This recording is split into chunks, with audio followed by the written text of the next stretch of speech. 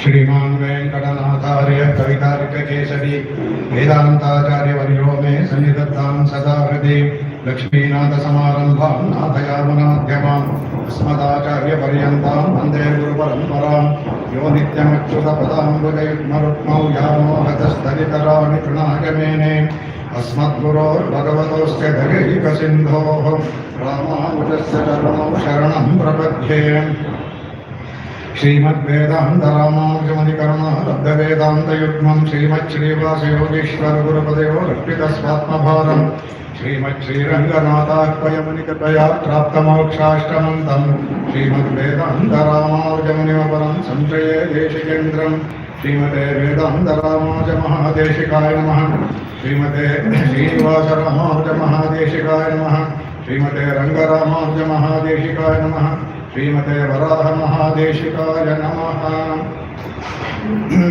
अखिल भुवन जन्मस्थेम भंगादिलीले विनत विविध भूतौ राधरक्षैकदीक्षे श्रुति शिरसि विदीप्ते ब्रह्मणि श्रीनिवासे भवतु मम परस्मिन् शेमुषी भक्तिरूपा पाराशर्यवचः सुधाम् उपनिषद्दुग्धाभिमुज्योद्यताम् संसाराग्निविदीपनव्यपगत प्राणात्मसञ्जीविनीं पूर्वाचारसुरक्षितां बहुमतव्याघातदूरस्थितां आनीतां तु निजाक्षरैः सुमनसो भौमः पिबन्त्वहम्। ಇದು ಅಖಿಲ ಭುವನ ಮತ್ತು ಪಾರಾಶರ ಎರಡು ಭಾಷ್ಯಕಾರರು ತಮ್ಮ ಶ್ರೀಭಾಷ್ಯಕ್ಕೆ ಬರುವಂಥ ಎರಡು ಮಂಗಳ ಶ್ಲೋಕ. ಅಲ್ಲಿ ತಿರುಪತಿಯ ಶ್ರೀನಿವಾಸನಿಗೆ ಅವರಲ್ಲಿ ತುಂಬ ಇದು, ಅದಕ್ಕೆ ಬ್ರಹ್ಮಣಿ ಶ್ರೀನಿವಾಸೆ ಅಂದ್ಬಿಟ್ಟು ಸಾಕ್ಷಾತ್ತಾಗಿ ಹೇಳ್ತಾರೆ. ಅದು ಯಾರು ಅಖಿಲ ಭುವನ ಜನ್ಮ ಇದೀಗೆ ಎಲ್ಲ ಇದು ಸೃಷ್ಟಿ ಸ್ಥಿತಿ ಲಯವನ್ನು ಯಾರು ಮಾಡ್ತಾರೋ ಅಂತ. ಆಮೇಲೆ ವಿನತ ವಿವಿಧ ಭೂತ ವ್ರಾತ ರಕ್ಷೈಕ ದೀಕ್ಷೆ, ಯಾರು ಅವನ್ನ ಕಾಪಾಡಿ ಅಂತ ಕೇಳ್ತಾರೋ ಅದನ್ನು ಕಾಪಾಡ್ದಿಂದ ಅವನ ರಕ್ಷಣೆ ದೀಕ್ಷೆಯನ್ನು ಕೊಟ್ಟಿದಂತೆ ಅವನು. ಅಂತಹ ಬ್ರಹ್ಮಣಿ ಬ್ರಹ್ಮನಾದಂಥ ಶ್ರೀನಿವಾಸದಲ್ಲಿ ಎಂತಹ ಅದ್ಭುತ ಹೇಳ್ತಾರೆ. ಭವತು ಮಮ ಪರಸ್ಮಿನ್ ಶೇಮುಷಿ ಭಕ್ತಿ ರೂಪ, ನನ್ನ ಭಕ್ತಿ ರೂಪವಾಗಿ ವ್ಯಂಜಿತವಾಗಲಿ ನನ್ನದು ಅಂದ್ಬಿಟ್ಟು ಅವರು ಯಾವಾಗಲೂ ವೇದಾಂತದಲ್ಲಿ ಭಕ್ತಿಯನ್ನು ತೋರಿಸಿದವರು ರಾಮಾನುಜರೇ. ಇದನ್ನು ಅದ್ವೈತಿಗಳು ಒಪ್ಕೊಳ್ತಾರೆ. ಸಚ್ಚಿದಾನಂದ ಸರಸ್ವತಿಯಿಂದ ಮಳೆ ವಿಶ್ವದಲ್ಲಿ ಇದ್ದರು, ಈಗಿಲ್ಲ. ಅವರು ಸುಮಾರು 100 ಗಂಟೆ ಬರೆದಿದ್ದಾರೆ. ಅವರು ಹೇಳಿದ್ದು ವೇದಾಂತದಲ್ಲಿ ಭಕ್ತಿಯನ್ನು ತೋರಿಸುವ ಕೀರ್ತಿ ರಾಮಾನುಜರಿಗೆ ಸಲ್ಲುತ್ತೆ ಅಂತ ಅವ್ರು ಹೇಳ್ತಾರೆ. ಆಮೇಲೆ ಎರಡನೇದಾಗಿ ಪಾರಾಚರ್ಯ ವಸಸ್ಸುದ ಉಪನಿಷತ್ ದುಗ್ಧಾಭಿ ರುದ್ರೋದ್ಯತಾಮ್ ಅಂತ ಬಹಳ ಅದ್ಭುತವಾದ ಶ್ಲೋಕ. ಮೇಲಿನ ಅರ್ಥವನ್ನು ಹೇಳ್ತಿರ್ತೀವಿ. ಭಗವಂತ ಕ್ಷೀರಸಾಗರನ್ನ ಕಳೆದುಬಿಟ್ಟು ಲಕ್ಷ್ಮಿಯನ್ನು ಪಡ್ಕೊಂಡ. ಇಲ್ಲಿ ಪಾರಾಶರ್ಯ ಪದವನ್ನು ಹಾಕೋದಕ್ಕೂ ಬಹಳ ಇದಿದೆ. ವೇದವ್ಯಾಸರು ಅಂತ ಹೇಳಿದ್ರೆ ಪರಾಶರ ಮಗನಾದ, ಯಾಕೆಂದರೆ ನಮ್ಮ ಆಚಾರ್ಯರು ಹೇಳಿದರು, ಅದನ್ನು ಹೇಳೋದಿಲ್ಲ. ಅವರ ನಿಷ್ಕೃಷ್ಟವಾದಂಥ ತತ್ವಜ್ಞಾನ ಅವರಿಗೆ ಪರಾಶರ್ಯ. ಅವರ ಮಗನಾದವರು ಇನ್ನೇ ಹೇಗಿರುತ್ತೆ. ಅದಕ್ಕೆ ಪಾರಾಶರ್ಯ ಅವರೇನು ಮಾಡ್ತಾರೆ, ಉಪನಿಷತ್ತನ್ನು ಸಮುದ್ರವನ್ನು ಕಳೆದ್ರಂತೆ. ದುಗ್ಧಾಭಿ ಅದರಿಂದ ತೆಗೆದರು. ಏನು ತೆಗೆದರು? ಸಂಸಾರಾಗ್ನಿ ವಿದೀಪನ ವ್ಯಪಗತ ಪ್ರಾಣಾತ್ಮ ಸಂಜೀವಿನಿ. ಅದರಿಂದ ಏನು ಬಂತಪ್ಪ ಅಂದರೆ ಆ ಅಮೃತ, ಅದು ಕ್ಷುಲ್ಲಕವಾದ ಅಮೃತ. ಈ ಅಮೃತ ಬಂದು ಎಂಥ ಸಂಜೀವಿನಿ ಬಂತು ಅಂದರೆ ಈ ಸಂಸಾರದಲ್ಲಿರೋ ಎಲ್ಲ ಅವರ ಪಾಪವನ್ನು ನಾಶಗೊಳಿಸಿ ಮೋಕ್ಷಕ್ಕೆ ಕರ್ಕೊಂಡು ಹೋಗುವಂತಹ ಸಂಜೀವಿನಿ ತೆಗೆದಂತೆ ಅವರು. ಅದನ್ನು ಹೇಳ್ತಾರೆ ಪೂರ್ವಾಚಾರ ಸುರಕ್ಷಿತ. ಇದನ್ನು ಪೂರ್ವಾಚಾರೆಲ್ಲ ರಕ್ಷಣೆ ಮಾಡ್ಕೊಂಡು ಬಂದಿದ್ದಾರೆ. ಅದಕ್ಕೆ ಆಮೇಲೆ ಬಹುಮತಿಯು ವ್ಯಾಘಾರ ದೂರಸ್ಥಿತ, ಆಗಾಗ ಬರುವ ಅನೇಕ ಮತಗಳು ಬರುತ್ತೆ, ಇದೆಲ್ಲ ಬರ್ತಲ್ಲ, ಅದನ್ನ ವ್ಯಾಘಾರ ದೂರ ಅದನ್ನೆಲ್ಲ ನಿರಸನ ಮಾಡಿ ಅದು ಹೇಳ್ತಾರೆ. ಆನೀತಾಂತು ನಿಜಾಕ್ಷರೇ ಸುಮನಸೋ ಭೌಮಾ ಪಿಬಂತ್ವಹಂ ಅಂತ. ಈ ಒಂದೊಂದು ಅಕ್ಷರವನ್ನು ನಿಜಾಕ್ಷರೈ ಅವರು ಬರೆದಿರುವಂಥ ಸೂತ್ರಗಳ ಒಂದೊಂದು ಅಕ್ಷರವನ್ನು ಸಹ ಭೌಮಾಹ ಸುಮನಸೋ ಭೌಮಾಹ ಭೂಲೋಕದಿರು ಎಲ್ಲರೂ ಅನುಭವಿಸಲಿ ಪಿಬಂತ್ವಹಂ, ಆ ರಸವನ್ನು ಈ ಅಮೃತವನ್ನು ಕುಡಿಯಲಿ ಅಂದ್ಬಿಟ್ಟು ಹಾಕ್ತಾರೆ. ಅದಕ್ಕೆ ಹೇಳ್ತಾರೆ ಅವರು ಹೇಳ್ಬೇಕಾರೆ ವ್ಯಾಖ್ಯಾನದಲ್ಲಿ ಹೇಳ್ತಾರೆ, ನಮ್ಮ ಮೇಲೆ ಗೊತ್ತಾಗಲ್ಲ, ಗಾಯತ್ರ್ಯಾದಿ ಬರುವಂತಹ ಅಕ್ಷರಗಳಿಂದ ಉಂಟಾದಂತಹ ಅಮೃತ ಅಂದ್ಬಿಟ್ಟು ಮೇಲ್ನಲ್ಲಿ ಗಾಯತ್ರಿ ನಮ್ಗೆ ಗೊತ್ತಾಗಲ್ಲ, ವ್ಯಾಖ್ಯಾನಕಾರವಾದ ಮಾಡಿದ್ದಾರೆ. ಅದರಿಂದ ವೇದವ್ಯಾಸ ಮಹರ್ಷಿಗಳು ಉಪನಿಷತ್ತನ್ನು ಕಳೆದು ತೆಗೆದಂಥ ಅಮೃತವನ್ನು ಎಲ್ಲರೂ ಕುಡಿಯೋರಾಗಲಿ ಅಂದ್ಬಿಟ್ಟು ಇದನ್ನು ಹೇಳ್ತಾರೆ. ಇದು ಶ್ರೀಭಾಷ್ಯದ ಬಗ್ಗೆ ಒಂದೆರಡು ಮಾತನ್ನು ಹೇಳಿ ಅಂತ ಕಣ್ಣನ್ ಮಾಮ ಒಂದು ಆದೇಶವನ್ನು ಕೊಟ್ಟರು. ಅವರು ಯಾವಾಗಲೂ ಭಾಗವತರ ಆದೇಶ ಭಗವಂತನ ಆದೇಶ ಇದ್ದ ಹಾಗೆ. ಹಾಗಾಗಿ ಇದರಿಂದ ಸ್ವಲ್ಪ ಹೇಳ್ತೀನಿ. ಈ ಶ್ರೀಭಾಷ್ಯ ಅನ್ನೋದು ಬ್ರಹ್ಮಸೂತ್ರ ನನ್ನ ಆಚಾರ್ಯರು ನಮ್ಮ ದೀರ್ಘವಾಗಿ ಹೇಳಿದ್ದಾರೆ. ಕರ್ಮಕಾಂಡ ಜ್ಞಾನಕಾಂಡ ಅಂತ. ಆ ಕರ್ಮಕಾಂಡದಲ್ಲಿ ಎರಡು, ಕರ್ಮಕಾಂಡ ಅನ್ನೋದು ವೇದಗಳಲ್ಲಿ ಬರುವಂಥ ಯಜ್ಞಯಾಗಾದಿಗಳನ್ನು ಮಾಡಿ ಅವ್ರು ಹೇಳಿದ್ರು, ಒಬ್ಬ ಗೃಹಸ್ಥನಾದವನು ಏನೇನು ಮಾಡಬೇಕು, ಅಗ್ನಿಹೋತ್ರಗಳು, ಉಪಾಸನಾದಿಗಳು ಮತ್ತು ಇಷ್ಟಿಗಳು ಅದೆಲ್ಲ ಮಾಡೋದೆಲ್ಲ ಮಾಡಿ ಅದರಲ್ಲಿ ಫಲಗಳೆಲ್ಲ ಅನೇಕ ಫಲಗಳಿರುತ್ತೆ. ಅದನ್ನು ತಿಳ್ಕೊಬೇಕು. ಅದರಲ್ಲಿ ಮಧ್ಯದಲ್ಲಿ ಒಂದು ದೇವತಾ ಕಾಂಡ ಅಂತ ಇದೆ. 20 ಈ ಮೀಮಾಂಸಾ ಅಂದರೆ ವಿಚಾರಣೆ ಅಂತ. ಮೀಮಾಂಸಾ ಅಂದರೆ ವಿಚಾರಣೆ ಮಾಡೋದು ಅಂತ. ಅದು 20 ಅಧ್ಯಾಯವುಳ್ಳಂತಹ ಗ್ರಂಥ ಅದು. ಅದನ್ನು ಪೂರ್ವ ಮೀಮಾಂಸಾ, ಉತ್ತರ ಮೀಮಾಂಸಾ ಹೇಳ್ತಾರೆ. ನಮ್ಮ ಭಾಷೆಗಾರ ಸಂಪ್ರದಾಯದಲ್ಲಿ ನಮಗೆ ಮೀಮಾಂಸಾ ಶಾಸ್ತ್ರ ಒಂದೇ. ನಿರ್ದಿಷ್ಟ ಮಾಡಬೇಕಾದ್ರೆ ಪೂರ್ವಮಿ ಅಂತ ಹೇಳಿದ್ರೆ ಒಂದೇ, ನಮಗೆ ಬೇರೆ ಎರಡು ಇಲ್ವೇ ಇಲ್ಲ. 20 ಅಧ್ಯಾಯಗಳು ಒಂದೇ ಮೀಮಾಂಸಾ. ಅದರಲ್ಲಿ 12 ಅಧ್ಯಾಯ ಜೈಮಿನಿಗಳು ರಚನೆ ಮಾಡಿದ್ದು, ಅದು ಕರ್ಮಗಳ ವಿಷಯವನ್ನು ಹೇಳುತ್ತೆ. ಅದಾದಮೇಲೆ 4 ಅಧ್ಯಾಯ ದೇವತಾ ಕಾಂಡ ಅಂದ್ಬಿಟ್ಟು ಕಾರ್ಷಕಸರು, ಅವರು ವೇದವ್ಯಾಸರ ಶಿಷ್ಯರೇ, ಅವರು ಮಾಡಿದ್ದು ಅಂತಾರೆ. ಈಗ ನಮಗೆ ಅದು ದೊರಕ್ತಾ ಇಲ್ಲ. ಅದು ಕೆಲವು ಅಲ್ಲಲ್ಲಿ ಶ್ಲೋಕಗಳು ಇರ್ತಾರ, ಅದು ನಮ್ಮಲ್ಲಿ ಲುಪ್ತವಾಗಿದೆ. ಏನೇನು ಹೇಳಿ ಆ ದೇವತಾ ಕಾಂಡದಲ್ಲಿ ಕರ್ಮದಲ್ಲಿ ಏನೇನು ಮಾಡಬೇಕು ಅಂತ ದೇವತೆಗಳ ಬಗ್ಗೆ ವಿಚಾರಣೆ, ಯಾವ್ಯಾವ ದೇವತೆಗಳು ಏನೋ ಅದ್ರ ಬಗ್ಗೆ ವಿಚಾರಣೆ. ಅದು ಕಡೆಯಲಾಗಿ ಬಂದಿದ್ದು ಉಪನಿಷತ್ ಕಾಂಡ, ಅದೇ ಬ್ರಹ್ಮಕಾಂಡ, ಜ್ಞಾನಕಾಂಡ, ಉಪನಿಷತ್ ಕಾಂಡ. ಅದು 4. ಈಗ ಅತ್ಯಂತ ಕಠಿಣವಾದದ್ದು. ಅದನ್ನು 4ನ ವೇದವ್ಯಾಸರೇ ಬರೀತಾರೆ. ಅವರು ಬರೆದಂಥ ಇದೆ ಬ್ರಹ್ಮಸೂತ್ರ ಅಂತ ಹೇಳ್ತೀವಲ್ಲ, ಅದು ಕಡೆಗೆ 4. ಈ 4 ಎಲ್ಲ ಸೇರಿ 16, 12, 4 ಈ 20 ಕೂಡ ವಿಂಶತಿ ಅಂದ್ಬಿಟ್ಟು ಅಂತ. ಇದನ್ನು ಸ್ವಾಮಿ ದೇಶಿಕನ್ನು ಗೋಪಾಲ ವಿಂಶತಿನಲ್ಲಿ 20 ಶ್ಲೋಕದಲ್ಲೂ ತೋರಿಸ್ಕೊಟ್ಟಿದ್ದಾರೆ. ಅದನ್ನು ವ್ಯಾಖ್ಯಾನಕ್ಕೆ ಹೇಳಿದ್ರೆ ಗೊತ್ತಾಗೋದೇ ಇಲ್ಲ ನಮಗೆ. ಎಷ್ಟು ಅದ್ಭುತವಾಗಿ ತೋರಿಸ್ಕೊಟ್ಟಿದ್ದಾರೆ ಅಂದರೆ 20 ಈ ಲಕ್ಷಣ ಅಧ್ಯಾಯದಕ್ಕೆ 20 ಶ್ಲೋಕ ಮಾಡಿದ್ರು. ಎಲ್ಲ ಒಂದೊಂದು ಶ್ಲೋಕದ ಇದರಲ್ಲೂ ಒಂದೊಂದು ಲಕ್ಷಣ ತೋರಿಸ್ಕೊಟ್ಟಿದ್ದಾರೆ ಅದ್ಭುತವಾಗಿ. 20 ಲಕ್ಷಣ, ಅದರಲ್ಲಿ ದೇವತಾಕಾಂಡದ ಲಕ್ಷಣವನ್ನು ತೋರಿಸ್ಕೊಟ್ಟಿದ್ದಾರೆ ಅದರಲ್ಲಿ. ಹಾಗಾಗಿ ಈ ವ್ಯಾಖ್ಯಾನ ಮೊದಲು ಅಥಾತೋ ಧರ್ಮ ಜಿಜ್ಞಾಸ ಅಂತ ಬರುತ್ತೆ. ಇದಕ್ಕೆ ದೇವತಾಕಾಂಡ, ಇದು ಕರ್ಮಕಾಂಡದಲ್ಲಿ ಧರ್ಮದ ಬಗ್ಗೆ ಜಿಜ್ಞಾಸೆ ಅಂದರೆ ವಿಚಾರ ಮಾಡೋಣ ಅಂತ ಬರುತ್ತೆ. ಪ್ರಾಯಶಃ ದೇವತಾಕಾಂಡ ಸಿಕ್ಕಿಲ್ಲ ನಮಗೆ, ಅದು ಮೊದಲು. ಅದಕ್ಕೆ ಪ್ರಾಯಶಃ ಇವಾಗ ಧರ್ಮ ಜಿಜ್ಞಾಸ ಅಲ್ಲಿ ದೇವತಾ ಜಿಜ್ಞಾಸ ಅಂತ, ಅಥಾತೋ ದೇವತಾ ಜಿಜ್ಞಾಸ ಅಂತ ಶುರು ಮಾಡಿರ್ಬೇಕಾದ್ರೆ ಸರ್ ಇವರು ಬರಬೇಕಾದ್ರೆ ಅಥಾತೋ ಬ್ರಹ್ಮ ಜಿಜ್ಞಾಸ ಅಂತ ಶುರು ಮಾಡ್ತಾರೆ. ಮೊದಲನೇ ಸೂತ್ರ ಅದು. ಅಂದರೆ ಅಥ ಅಂದರೆ ಇನ್ಮೇಲೆ, ಅಂದರೆ ಎರಡು ತಿಳ್ಕೊಂಡ್ವಿ, ಇನ್ಮೇಲೆ ಬ್ರಹ್ಮನ ಬಗ್ಗೆ ತಿಳ್ಕೊಳ್ಳೋಣ. ಅದೇ ಮೊದಲನೇ ಸೂತ್ರ, ಅದೇ ಅಥಾತೋ ಬ್ರಹ್ಮ ಜಿಜ್ಞಾಸ, ಬ್ರಹ್ಮಣೋ ಜಿಜ್ಞಾಸ, ಬ್ರಹ್ಮ ಜಿಜ್ಞಾಸ ಅಂತ ವ್ಯಾಖ್ಯಾನ ಮಾಡ್ತಾರೆ. ಬ್ರಹ್ಮ ಮಾಡೋ ಜಿಜ್ಞಾಸೆ ಅಲ್ಲ, ಬ್ರಹ್ಮನ ಬಗ್ಗೆ ಮಾಡುವ ಜಿಜ್ಞಾಸೆ ಅಂತ ಕರ್ಮಣೇ ಷಷ್ಠಿ. ಶಂಕರವಾದ ಹೇಳಿದ್ದಾರೆ ಕರ್ಮಣೇ ಷಷ್ಠಿ ಅಂದ್ಬಿಟ್ಟು ಸ್ವಾಮಿ ತೋರಿಸ್ತಾರೆ. ಬ್ರಹ್ಮ ಮಾಡುವ ಜಿಜ್ಞಾಸ ಅಲ್ಲ, ಬ್ರಹ್ಮನ ಬಗ್ಗೆ ಮಾಡುವ ಜಿಜ್ಞಾಸ ಅಂದ್ಬಿಟ್ಟು ಬ್ರಹ್ಮಣೋ ಜಿಜ್ಞಾಸ ಅಂದ್ಬಿಟ್ಟು ಅದ್ಭುತವಾಗಿ ತೋರಿಸ್ಕೊಟ್ಟಿದ್ದಾರೆ. ಇವತ್ತೇನು ಆಶ್ಚರ್ಯ ಅಂದರೆ, ಇಬ್ಬರು ಮಹಾ ಆಚಾರ್ಯರು, ಶಂಕರರು ಮತ್ತು ರಾಮಾನುಜರು, ಇಬ್ಬರು ಅವತಾರ ಒಂದೇ ದಿನ. ಏನಂದರೆ ಅವರಲ್ಲಿ ತಿಥಿಯನ್ನು ಇಟ್ಕೊಂಡು ಮಾಡ್ತಾರೆ. ಪಂಚಮಿ ಆರಿದ್ರ ನಕ್ಷತ್ರದಲ್ಲಿ ಇಬ್ಬರು ಜನ್ಮ ಚೈತನ್ಯದಲ್ಲಿ. ಅವರು ತಿಥಿ ಇಟ್ಕೊಳ್ಳೋದ್ರಿಂದ ಒಂದೊಂದು ಸಲ ವ್ಯತ್ಯಾಸ ಆಗುತ್ತೆ. ಇವತ್ತು ಷಷ್ಠಿ ಆಗಿರೋದ್ರಿಂದ ನಮಗೆ ಆರಿದ್ರ ಮುಖ್ಯ, ನಕ್ಷತ್ರ ಮುಖ್ಯ. ಅದಕ್ಕೆ ನಾವು ಆರಿದ್ರ ಅಂದರೆ ಇವತ್ತು ಮಾಡ್ತೀವಿ, ಇವತ್ತು ಷಷ್ಠಿ. ಕೆಲವೊಮ್ಮೆ ಎರಡು ಒಂದೇ ಬರುತ್ತೆ. ಇಬ್ಬರು ಅವತಾರು ಒಂದೇ ದಿನ ಲೋಕಕ್ಕೆ. ಅವರ ಕೊಡುಗೆಯನ್ನು ಸಾಮಾನ್ಯ, ನಮಗೆ ಸಿದ್ಧಾಂತದ ಬಗ್ಗೆ ಭೇದ ಇರ್ಬೋದು, ಆದರೆ ಅವರ ಕೊಡುಗೆ ಅಸಾಧಾರಣವಾದ ಕೊಡುಗೆ. ಶಂಕರಾಚಾರ್ಯಗಳು ಅಸಾಧಾರಣವಾದ ಕೊಡುಗೆ. ಯಾಕಂದರೆ ಅದನ್ನು ಅಧ್ಯಯನ ಮಾಡಬೇಕು, ಮಾಡಿದ್ರೆ ಅದರ ಸೊಬಗು ಗೊತ್ತಾಗುತ್ತೆ ನಮಗೆ. ಆಗ ಅದನ್ನು ಮಾಡಿ ಇದರಲ್ಲಿ ಇದು ಮಾಡ್ತಾರೆ. ಹಾಗಾಗಿ ಆ ಬ್ರಹ್ಮಸೂತ್ರ ಒಟ್ಟು ಸ್ವಲ್ಪ ಸಂಖ್ಯೆಗಳ ವ್ಯತ್ಯಾಸ ಇದೆ. ನಮ್ಮ ಪಕ್ಕ ನಾನು 545 ಸೂತ್ರಗಳ ಭಾಷೆಕಾರರು ತೊಗೊಂಡಿರೋದು. ಅದು ಅವರು ಶಂಕರಾಚಾರ್ಯರು 555 ಅಂತ ತೊಗೊಳ್ತಾರೆ. 10 ಸೂತ್ರ ಅಂದರೆ ಸೂತ್ರ ಹೆಚ್ಚು ಕಡಿಮೆ ಇಲ್ಲ. ಒಂದು ಸೂತ್ರವನ್ನು ಎರಡಾಗಿ ಮಾಡೋದು, ಎರಡು ಸೂತ್ರವನ್ನು ಒಂದಾಗಿ ಮಾಡೋದು, ಅದಷ್ಟೇ ತವರ ಸೂತ್ರಗಳನ್ನೇನಿಲ್ಲ. ಅದೇ ಇವರು ಮದ್ದೂರ ಪ್ರಕಾರ ಇನ್ನೊಂದು 7-8 ಜಾಸ್ತಿ, ಅವರಿಗೆ 500 ಬರುತ್ತೆ. ಅಷ್ಟೇ ತವರ ಸೂತ್ರಗಳಲ್ಲಿ ಒಂದೇ, ಒಂದು ಅಕ್ಷರಗಳನ್ನು ಆಚೆ ಈಚೆ ಮಾಡೋದ್ರಿಂದ ಜಾಸ್ತಿ ಆಗುತ್ತೆ ಅಷ್ಟೇ. ಅದರಲ್ಲಿ ನಮ್ಮ ಪ್ರಕಾರ 545 ಸೂತ್ರ. ಅಧಿಕರಣಗಳು ಅಂತ, ಒಂದೊಂದು ವಿಷಯಕ್ಕೆ ಅಧಿಕರಣ ಅಂತ. ಈಗ ಜನ್ಮಾದ್ಯಧಿಕರಣ ಅಂದರೆ ಜನ್ಮದ ಬಗ್ಗೆ ಹೇಳುವ ಅದ್ರ ಬಗ್ಗೆ, ಅದಕ್ಕೆ ಕೆಲಸ 1, 2 ಒಂದು ಸೂತ್ರ ಇರ್ಬೋದು, 2, 3 ಇರ್ಬೋದು. 40 ಸೂತ್ರಗಳಿರೋದು ಅಧಿಕರಣಗಳು ಇದು ತುಂಬ ದೊಡ್ಡದಿದೆ. 43 ಅಥವಾ ತುಂಬ ದೊಡ್ಡ ಅಧಿಕರಣ, 43 ಸೂತ್ರಗಳಿದೆ. ಅದರ ಅದು ಇದೆ. ಮೇಲೆ 4 ಅಧ್ಯಾಯಗಳು, ಇದು 4 ಅಧ್ಯಾಯಗಳದು. ಇದನ್ನ ಇಟ್ಕೊಂಡು ಹೇಳ್ತೇವೆ ನಾವು. ಅದಕ್ಕೆ ಮೊದಲನೇ ಅಧ್ಯಾಯಕ್ಕೆ ಸಮನ್ವಯಾಧ್ಯಾಯ ಅಂತ, ಎರಡನೇ ಅಧ್ಯಾಯಕ್ಕೆ ಅವಿರೋಧಾಧ್ಯಾಯ ಅಂತ, ಮೂರನೇದು ಸಾಧನಾಧ್ಯಾಯ, ನಾಲ್ಕನೇದು ಫಲಾಧ್ಯಾಯ. ಬೇರೇನರ್ಥ ಏನಂದ್ರೆ ಈ ಸಮನ್ವಯಾಧ್ಯಾಯದಲ್ಲಿ ಮೊದಲು ಬ್ರಹ್ಮನ ಹೇಳ್ಬಿಡ್ತಾರೆ.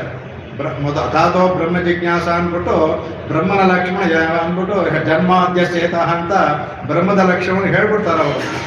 ಅದನ್ನ ಸಾಧಿಸೋದಕ್ಕೋಸ್ಕರ ಬಾಕಿ ಇನ್ನೂ 542 ಸೂತ್ರಗಳು ಅವ್ರು ಹೇಳಿದ್ದನ್ನು ಸಾಧಿಸ್ಬೇಕು. ಯಾಕಂದ್ರೆ ಆ ಕಾಲದವರು ಯಾರು ಒಪ್ತಿರ್ವಲ್ಲ, ಇದೇ ಹೇಳ್ತೀರಾ ಅಂದ್ಬಿಟ್ಟು ಅವರು ಪ್ರಶ್ನೆ ಮಾಡಿದಾಗ ಅದಕ್ಕೆಲ್ಲ ಉತ್ತರವನ್ನು ಕೊಟ್ಟು ಅದಕ್ಕೆ ಮೊದಲನೇ ಅಧ್ಯಾಯ ಸಮನ್ವಯಾಧ್ಯಾಯ ಅಂತ. ಸಮನ್ವಯ ಅಂದರೆ ಶ್ರುತಿಗಳಲ್ಲಿ ಅನೇಕ ನೆನ್ನೆ ಗುರುಗಳ ಆಚಾರ್ಯ ಹೇಳಿದಾಗೆ ಭೇದ ಶ್ರುತಿಗಳು ಬರುತ್ತೆ, ಅಭೇದ ಶ್ರುತಿಗಳು ಬರುತ್ತೆ. ಅವಾಗ ಒಂದಕ್ಕೊಂದು ವಿರುದ್ಧವಾಗಿ ಕಾಣುತ್ತೆ, ವಿರುದ್ಧವಾಗಿರೋದಿಲ್ಲ.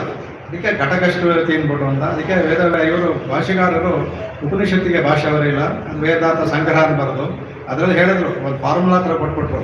ಘಟಕಶ್ರುತಿ ಇರುತ್ತೆ, ಇದು ಒಂದು ಏನು ಅಂದರೆ ಭೇದ ಶ್ರುತಿ, ಅಭೇದ ಶ್ರುತಿ, ಘಟಕಶ್ರುತಿ ಎರಡೂ ಸೇರಿಸುವಂತ ಇರುತ್ತೆ. ಆ ಎರಡಕ್ಕೂ ಸಮನ್ವಯ ಆಗುತ್ತೆ ಅಂತ.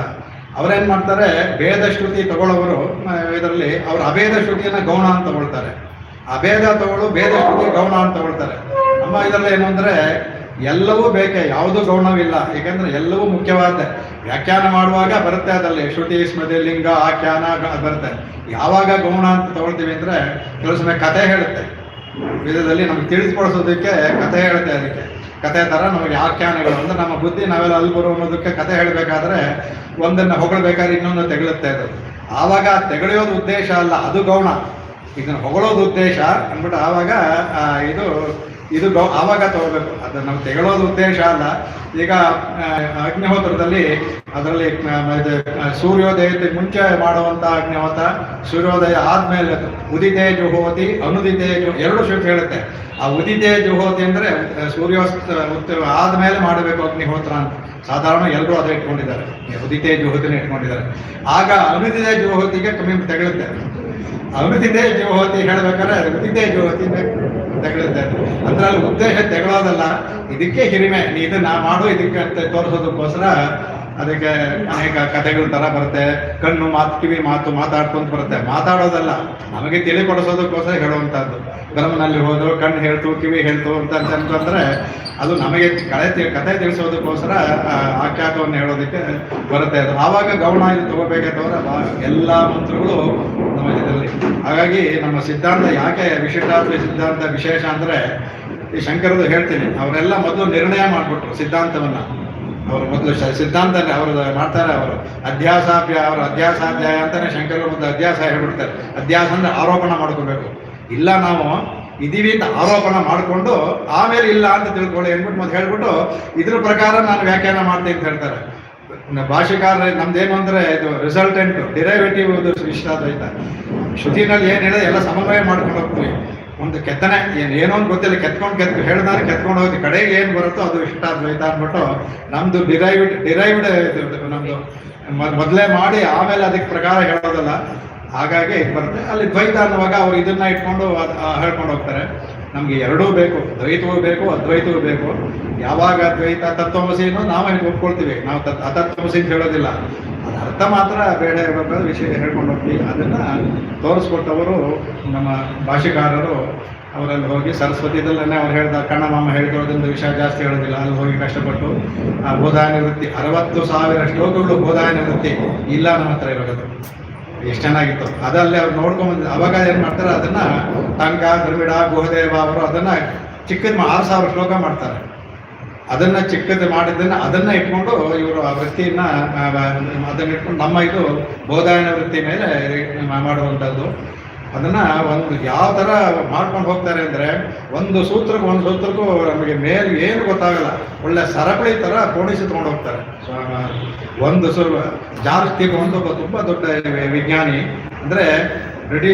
ಇದರ ಪಾಶ್ಚಿಮಾತ್ಯರು ಎಲ್ಲರೂ ಕೆಲವರೆಲ್ಲ ದುರುದ್ದೇಶದಿಂದ ನಮ್ಮ ಎಲ್ಲಕ್ಕೋಸ್ಕರ ಓದಿ ಅದು ತುಂಬ ಇದ್ದಂಗೆ ಮಾಡ್ಬಿಟ್ಟು ಕಡೆಗೆ ಇದೇನಿಲ್ಲ ಪ್ರಯೋಜನವಿಲ್ಲ ಅಂತ ಹೇಳಿ ನಮ್ಮ ಜನಗಳನ್ನ ಮರಳು ಮಾಡೋದಕ್ಕೆ ಮಾಡಿದವರು. ಆದರೆ ಕೆಲವರು ಇದಕ್ಕೆ ಜಾಸ್ತಿ ಒಬ್ಬರು ಅವರು ಶಂಕರ ಭಾಷೆಗೂ ಫುಲ್ ಬರೆದಿದ್ದಾರೆ, ಇಂಗ್ಲೀಷಲ್ಲಿ ಬರೆದಿದ್ದಾರೆ. ದ್ವೈತವನ್ನು ಹೋದ್ರೆ ಅದರ ಟ್ರಾನ್ಸ್ಲೇಷನ್ ಮಾಡಲಿಲ್ಲ. ರಾಮಾನುಜ ಭಾಷೆಯನ್ನು ಬರೆದಿದ್ದಾರೆ ಅವರು. ರಾಮಾನುಗ GA ಅಂತ ಬರೀತಾರೆ, JA ಆಗಲ್ಲ, ರಾಮಾನುಗ ಅಂದ್ಬಿಟ್ಟು ಸಿದ್ಧಾಂತ ರಾಮಾನುಜ ಅಂತ. ಅವರು ಹೇಳಿರುವಂಥ ಮಾತಿದು. ನಾನು ಶಂಕರನ್ನು ಎಲ್ಲಾನು ಓದಿದೆ, ಮೂರನ್ನು ಓದಿದಾಗ ಅವರ ಅಭಿಪ್ರಾಯ, ನನ್ನ ಅಭಿಪ್ರಾಯ ರಾಮಾನುಜ ಭಾಷ್ಯ ವೇದವ್ಯಾಸರ ಅಭಿಮತಕ್ಕೆ ಬಹಳ ಹತ್ತಿರವಾಗಿದೆ ಅಂದ್ಬಿಟ್ಟು ಅವ್ರು ಕೊಟ್ಟಿದ್ದಾರೆ. ನಿತ್ಯ ಅವರು ಶ್ರೀಭಾಷ್ಯ ಓದ್ತಾರೆ ನೋಡಿ. ಅವರು ಅಲ್ಲಿದ್ದು ಅವರು ಪ್ರಾಣ ಹೋಗೋವರೆಗೆ ದಿನಾ ಬೆಳಗ್ಗೆದ್ದು ವಾಕಿಂಗ್ ಹೋಗೋಕೆ ಮುಂಚೆ ಅರ್ಧ ಗಂಟೆ 1 ಗಂಟೆ ಶ್ರೀಭಾಷ್ಯ ಓದ್ತಾ ಇದ್ದಾರೆ ಅವರು. ಆ ಥರ ಇದೇನಂದ್ರೆ ಇದರಲ್ಲಿ ನಾವು ಹೆಮ್ಮೆಯಿಂದ ನಮಗೆ ಸೇರಿದವರು ಅಂತಲ್ಲ. ನಾನೀಗ ಅದ್ವೈತವನ್ನು 5 ವರ್ಷ ಓದಿದ್ದೀನಿ. ಎಲ್ಲವನ್ನೂ ನನಗೆ ಶಂಕರ ಮೇಲೆ ಅಪಾರ ಗೌರವ ಇದೆ.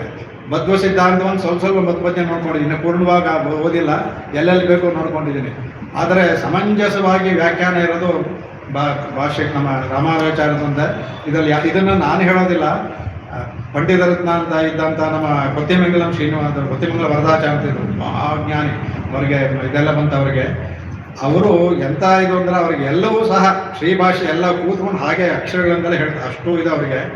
ಅವರು ಒಂದ್ಸಲ ಹೇಳಿದ್ರು, ನಾನು ಮೊದಲು ನಿರ್ಧಾರ ಮಾಡಿದೆ, ಇವರ ಹತ್ರ ಬ್ರಹ್ಮತಂತ್ರ ಕಾಲಕ್ಷೇಪ ಮಾಡಿದೆ, ಆದರೂ ಶಂಕರನ್ನು ಓದ್ತೀನಿ, ಯಾವುದು ಅವ್ರದ್ದು ಅಭಿಪ್ರಾಯ ಆಯಿತು ಅಂದರೆ ಅದನ್ನು ಒಪ್ಕೊಳ್ತೀನಿ. ನಾನು ಇದನ್ನು ಬಿಡೋದಿಲ್ಲ, ಒಪ್ಕೊಳ್ದನ್ನ ಅದನ್ನು ನಾನು ಮನಸ್ಸಲ್ಲಿ ಮಾಡ್ತೀನಿ ಅಂತ ಮಾಡಿದೆ.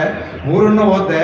ಆದರೆ ನನಗೆ ಕಡೆಗಾಗಿದ್ದೆ ಅಂದರೆ ರಾಮಾನುಜರದೇ ಅತ್ಯಂತ ಅದ್ಭುತ ಅಂತ ಕಾಣಿಸ್ತು. ಅವರು ಶ್ರೀಭಾಷೆ ವ್ಯಾಖ್ಯಾನ ಬರೆದಿದ್ದಾರೆ, ಮೇಲ್ಕೋಟೆ ಪಬ್ಲಿಷ್ ಮಾಡಿದ್ದಾರೆ ಅವರು. ಆಮೇಲೆ ಅವರು ತತ್ವಮೃತ ಕಲಾಪ ಬರೆದಂಥ ಗ್ರಂಥ ಉತ್ತರ ಭಾರತದಲ್ಲಿ ತುಂಬ ಅದ್ಭುತ ಅವರ ಸಂಸ್ಕೃತ ಮಾತಾಡೋ ಶುರು ಮಾಡಿದ್ರೆ ನಮ್ಮ ಕನ್ನಡ ತಮಿಳು ಅಷ್ಟು ನೀರಡಿಗಳ ಮಾತಾಡೋರು. ನಮ್ಮ ಭಾವನವರು ತುಂಬ ನಮ್ಮ ಮನೆಗೆ ಬರ್ತಾಯಿದ್ರು, ಎಲ್ಲ ವಿಶೇಷ ವಿಚಾರ ಮಾಡ್ತಾರೆ. ಅಷ್ಟು ನಿರರ್ಗಳವಾಗಿ ತುಂಬ ಮಹಾಜ್ಞಾನಿಗಳು. ಆಗ ಈಗ ಹೆದ್ದುಕೋಣ ಆ ಥರ ಇದಾಗ ಆವಾಗ ಹೇಳ್ತಾರೆ, ಇದಕ್ಕೆ 14 ಬರೋದಕ್ಕೆ ಹೇಳ್ತಾರೆ. 14 ವಿದ್ಯಾಸ್ಥಾನ ಅಂತ ಹೇಳ್ತೀವಿ. ಅದಕ್ಕೆ ಅಂಗಾನಿ ವೇದಾಶ್ಚತ್ತಾರೋ ಮೀಮಾಂಸಾ ನ್ಯಾಯ ವಿಸ್ತಾರ ಸ್ಮೃತಯಶ್ಚ ಪುರಾಣೇ ವಿದ್ಯಾ ಹೇತು ಚತುರ್ದಶ ಅಂತ. 4 ವೇದ, 6 ಅಂಗ 10, ಆಮೇಲೆ ಮೀಮಾಂಸಾ ನ್ಯಾಯ ವಿಸ್ತಾರ ನ್ಯಾಯ ಇವೆರಡೂ, ಆಮೇಲೆ ಸ್ಮೃತಿ ಮತ್ತು ಪುರಾಣ ಈ 14 ಬಂದದ್ದು ವಿದ್ಯಾಸ್ಥಾನ ಅಂತ. 14 ವಿದ್ಯೆಗಳು ವಿದ್ಯಾಸ್ಥಾನ ಅಂತ ಹೊಂದಿರುವಂಥದ್ದು. ಇದರಲ್ಲಿ ಬಂದಿರುವಂಥದ್ದು ಕಡೆಗೆ ಬೇಕಾಗಿದ್ದು ನಮಗೇನಂದ್ರೆ ಈ ಬ್ರಹ್ಮ ವಿಚಾರ. ಇವೆಲ್ಲವೂ ಯಾಕೆ ಬೇಕು ಅಂದರೆ ಮೀಮಾಂಸಗಳೆಲ್ಲ ತಿಳ್ಕೊಳ್ಳಬೇಕು ವಿಷಯವನ್ನು, ಎಲ್ಲವನ್ನೂ ತಿಳ್ಕೊಂಡು ಅದರಲ್ಲಿ ಸ್ಮೃತಿ ಮತ್ತು ಪುರಾಣಗಳು ವೇದದ ಅರ್ಥವನ್ನು ಸ್ಮೃತಿ ಮಾಡಿಸುತ್ತೆ. ಈಗ ನಮ್ಗೆ ಹೇಗಪ್ಪ ವೇದ ಅಂತ ಹೇಳಿದ್ದೆ ಅಂದರೆ, ಇವರು ಬರೀದೇ ಸೂತ್ರ ಬ್ರಹ್ಮಸೂತ್ರವನ್ನು ಬರೀದೇ ಇದ್ದರೆ ನಮಗೆ ಅದರ ಅರ್ಥವೇ ತಿಳಿದಿರಲಿಲ್ಲ. ಏನು ಹೇಳಿದೆ, ಯಾಕೆಂದರೆ ಹೇಳ್ದಲ್ಲ, ಕೆಲವೊಂದು ಹೇಳಿದ್ರೆ ಪೂರ್ವಪಕ್ಷ ಓದ್ಬಿಟ್ರೆ ನಮಗೆ ಇದೇ ತುಂಬ ಕರೆಕ್ಟಾಗಿದೆಯಲ್ಲ ಅನ್ನಿಸ್ಬಿಡುತ್ತೆ. ನಮಗೆ ಎಷ್ಟು ಚೆನ್ನಾಗಿದೆ ಅನಿಸುತ್ತೆ, ನಿಮಗೆ ಪೂರ್ವಪಕ್ಷ ಓದ್ ಇದೇ ಸರಿ ಅನಿಸ್ಬಿಡುತ್ತೆ ನಮಗೆ. ಆಗ ಇವರು ಅದು ಸರಿ ಇಲ್ಲ ಅಂತ ಹೇಳಿದಾಗ ಯಾಕೆ ನೋಡುವಾಗ ಅದಕ್ಕೆ ನಮಗೆ ಅವರು ಹೇಳಿದಂಥ ಭಾಷ್ಯಗಾರರಿಗೆ ಸುದರ್ಶನ ಸೂರಿಗಳು ಶ್ರುತಪ್ರಕಾಶಿಗೆ ಬರೀತಾ ಇದ್ದರೆ ಖಂಡಿತ ಅರ್ಥ ಆಗ್ತಾರೆ. ನಮಗೆ ಕೆಲವು ಮೇಲೆ ಅರ್ಥ ಆದ್ರೂ ಶ್ರುತಪ್ರಕಾಶಿಗೆ ಇಲ್ಲದೆ ಇದ್ದರೆ ದರ್ಪಣ ಇದ್ದಾಗ ಖಂಡಿತ ಅರ್ಥ ಆಗ್ತಿರಲಿಲ್ಲ. ಅದನ್ನು ವೇದಾಂತೇಶ್ವರ ಕಾಪಾಡ್ತಾರೆ. ಅದನ್ನು ಆ ಗ್ರಂಥವನ್ನು 3 ದಿನ ಹೊಟ್ಟೆಯಲ್ಲಿಟ್ಕೊಂಡು ಕಾಪಾಡಿ ಇಲ್ಲಿಗೆ ಬಂದು ಸತ್ಯಕಾಲಕ್ಕೆ ಬಂದು ಇಲ್ಲಿದ್ದು ಆ ಗ್ರಂಥವನ್ನು ಕಾಪಾಡ್ತಾರೆ. ಶ್ರುತಪ್ರಕಾಶಿಗೆ ಇಲ್ಲದೆ ಇದ್ದ ಅಂದರೆ ನಮಗೆ ಅರ್ಥವೇ ಆಗ್ತಿರಲಿಲ್ಲ. ಆ ಶ್ರುತಪ್ರಕಾಶಿಗೆ ಬಂದಿದ್ದು ನಡಾದೂರು ಅಮ್ಮಾಳ್ ಅವರ ಕಾಲಕ್ಷೇಪದಲ್ಲಿ ಬರ್ಕೊಂಡಂಥ ನೋಟ್ಸು. ಅದೇ ಥರ ಕೊತ್ತಿಮಂಗಲ ವರದಾಚಾರ್ಯವರು ಅಭಿನವ ರಂಗನಾಥರು ಹೇಳಿದಂಥ ಇದಕ್ಕೆ ನೋಟ್ಸ್ ಎಲ್ಲ ಬರ್ಕೊಂಡು ಅವರು ಒಂದು 2 ಅಧಿಕಾರ, ಒಂದು ಜಿಜ್ಞಾಸಾಧಿಕರಣ ಒಂದೇ 1000 ಪುಟ ಇದೆ, ಇಷ್ಟಪ್ಪ ಪುಸ್ತಕ. ಆಮೇಲೆ ಅಥಾತ್ವ ಬ್ರಹ್ಮ ಜಿಜ್ಞಾಸ ಅರ್ಧ ಪೇಜ್ ಮುಗಿಸ್ಬಿಡ್ತಾರೆ. ಇದಕ್ಕೆ ಜನ್ಮಾಧ್ಯಕ್ಷ ಅರ್ಧ ಪೇಜ್ ಮುಗಿಸ್ತಾರೆ. ಅಥಾತ್ವ ಬ್ರಹ್ಮ ಜಿಜ್ಞಾಸಾಗೆ 1000 ಪುಟ ಅದನ್ನು ಬರ್ಕೊಂಡು ಮಾಡೋದು ಚಮಸಾಧಿಕರಣದವ್ರಿಗೆ ಮಾತ್ರ. ಆಮೇಲೆ ಮುಂದಕ್ಕೆ ಆಗಲಿಲ್ಲ ಅವರಿಗೆ. ಅದನ್ನು ಅವರು ಪಬ್ಲಿಷ್ ಮಾಡೋರು. ಅಷ್ಟು ದೀರ್ಘವಾದಂತಹ ಆ ಗ್ರಂಥ ಅದರಲ್ಲಿ ಅದು ಬರೆದಿದ್ದಾರೆ ಅವರೆಲ್ಲವೇ. ಅವರು ಅದಕ್ಕೆ ಇಬ್ಬರು ಹೇಳುವಂಥ ನೋಡಿ ವ್ಯತ್ಯಾಸ. ಶಂಕರ ಹೇಳ್ತಾರೆ, ಆತ್ಮೈಕ ವಿದ್ಯಾ ಪ್ರತಿಪತ್ತಯೇ ಸರ್ವ ವೇದಾಂತ ಆರಭ್ಯಂತೆ. ಆತ್ಮವಿದ್ಯೆ ಇದೆಲ್ಲ ಆತ್ಮೈಕ ವಿದ್ಯಾ, ಜೀವಾತ್ಮ ಪರಮಾತ್ಮ ಒಂದೇ ಅಂತ ಹೇಳೋ ವಿದ್ಯೆ ಆತ್ಮೈಕ ವಿದ್ಯಾ. ಸರ್ವ ವೇದಾಂತ ಆರಭ್ಯ, ಎಲ್ಲ ವೇದಾಂತಗಳು ಅದರಲ್ಲೇ ಶುರುವಾಗುತ್ತೆ. ಅವರ ಅಭಿಪ್ರಾಯ ಅದರ ಹೇಳ್ತಾರೆ.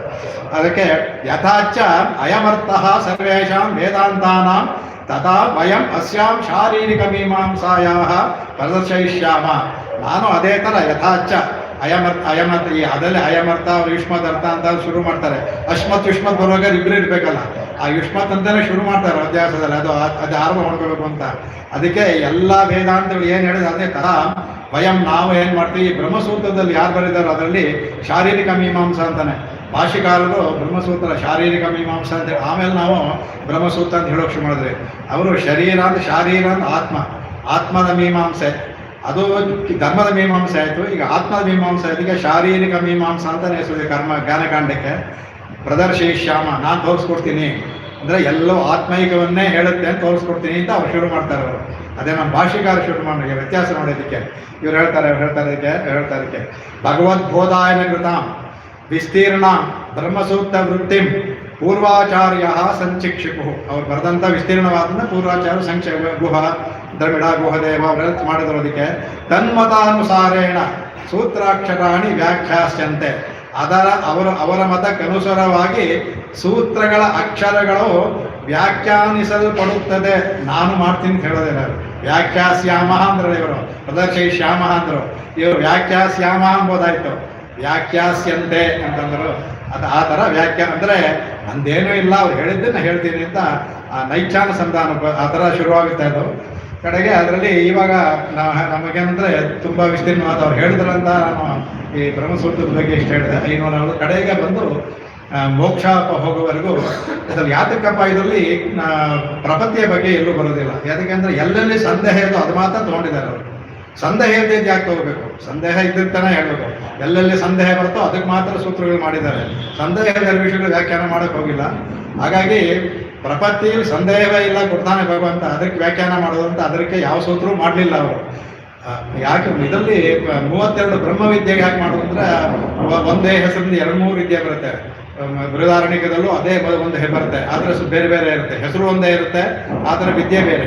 ನೋಡೋಕೆ ಒಂದೇ ಹೆಸರು ಇರುತ್ತೆ. ಆವಾಗ ಆ ಸಂದೇಹ ತೀರಿಸೋದಕ್ಕೆ, ಆಮೇಲೆ ಇವರು ಮಾಡೋರಿಗೆ ಮೋಕ್ಷ ಖಂಡಿತ ಸಿಗುತ್ತೆ ಅನ್ನೋದಕ್ಕೆ ಅದಕ್ಕೆ ಮಾತ್ರ ಮಾಡಿದ್ದಾರೆ. ಹಾಗಾಗಿ ಎಲ್ಲೂ ಬರೋದಿಲ್ಲ. ಆಮೇಲೆ ಇವರು ಭಾಷ್ಯಕಾರರು ಅಲ್ಲಿ ಬೇರೆ ಮತಗಳನ್ನು ಹೇಳಿ ಖಂಡನೆ ಮಾಡಬೇಕಾದ್ರಿಂದ ನಮ್ಮ ಮತವನ್ನು ಅಲ್ಲಿ ಹೇಳೋ ಅವಶ್ಯಕತೆ. ಅದಕ್ಕೆ 3 ಇದರಲ್ಲೇ ಹೇಳ್ಕೊಟ್ರು. ಅದಕ್ಕೆ ಶುದ್ಧ ವಾದ ರಕ್ಷೈಕ ದೀಕ್ಷೆ ಅದರಲ್ಲೇ ಹೇಳ್ಕೊಟ್ರು. ಅದರಲ್ಲೇ ಯಾರ್ಯಾರು ಮಾಡ್ತಾ ಅವ್ರನ್ನ ಕಾಪಾಡೋದಕ್ಕೆ ದೀಕ್ಷೆಯನ್ನು ಇಟ್ಕೊಂಡಿದ್ದಾನೆ ರಾಮರು ಹೇಳ್ತಾನೆ ಅಂತ, ಅದಕ್ಕೆ ಆ ಥರ ಅದನ್ನೇ ಹೇಳ್ಬಿಟ್ರು. ಅಲ್ಲಿ ಹೇಳಕ್ಕೆ ಹೋಗ್ಲಿಲ್ಲ ಅವರು. ಆದರೆ ಅಲ್ಲಿ ಏನೇನು ಹೇಳಿದೆ ಅದೆಲ್ಲವೂ ಇದಕ್ಕೆ ಹೊಂದುತ್ತೆ. ಭಕ್ತಿ ಯೋಗಕ್ಕೆ ಏನು ಹೇಳಿದೋ ಪ್ರಪತ್ತಿ ಯೋಗಕ್ಕೆ ಎಲ್ಲರಿಗೂ ಹೊಂದುತ್ತೆ.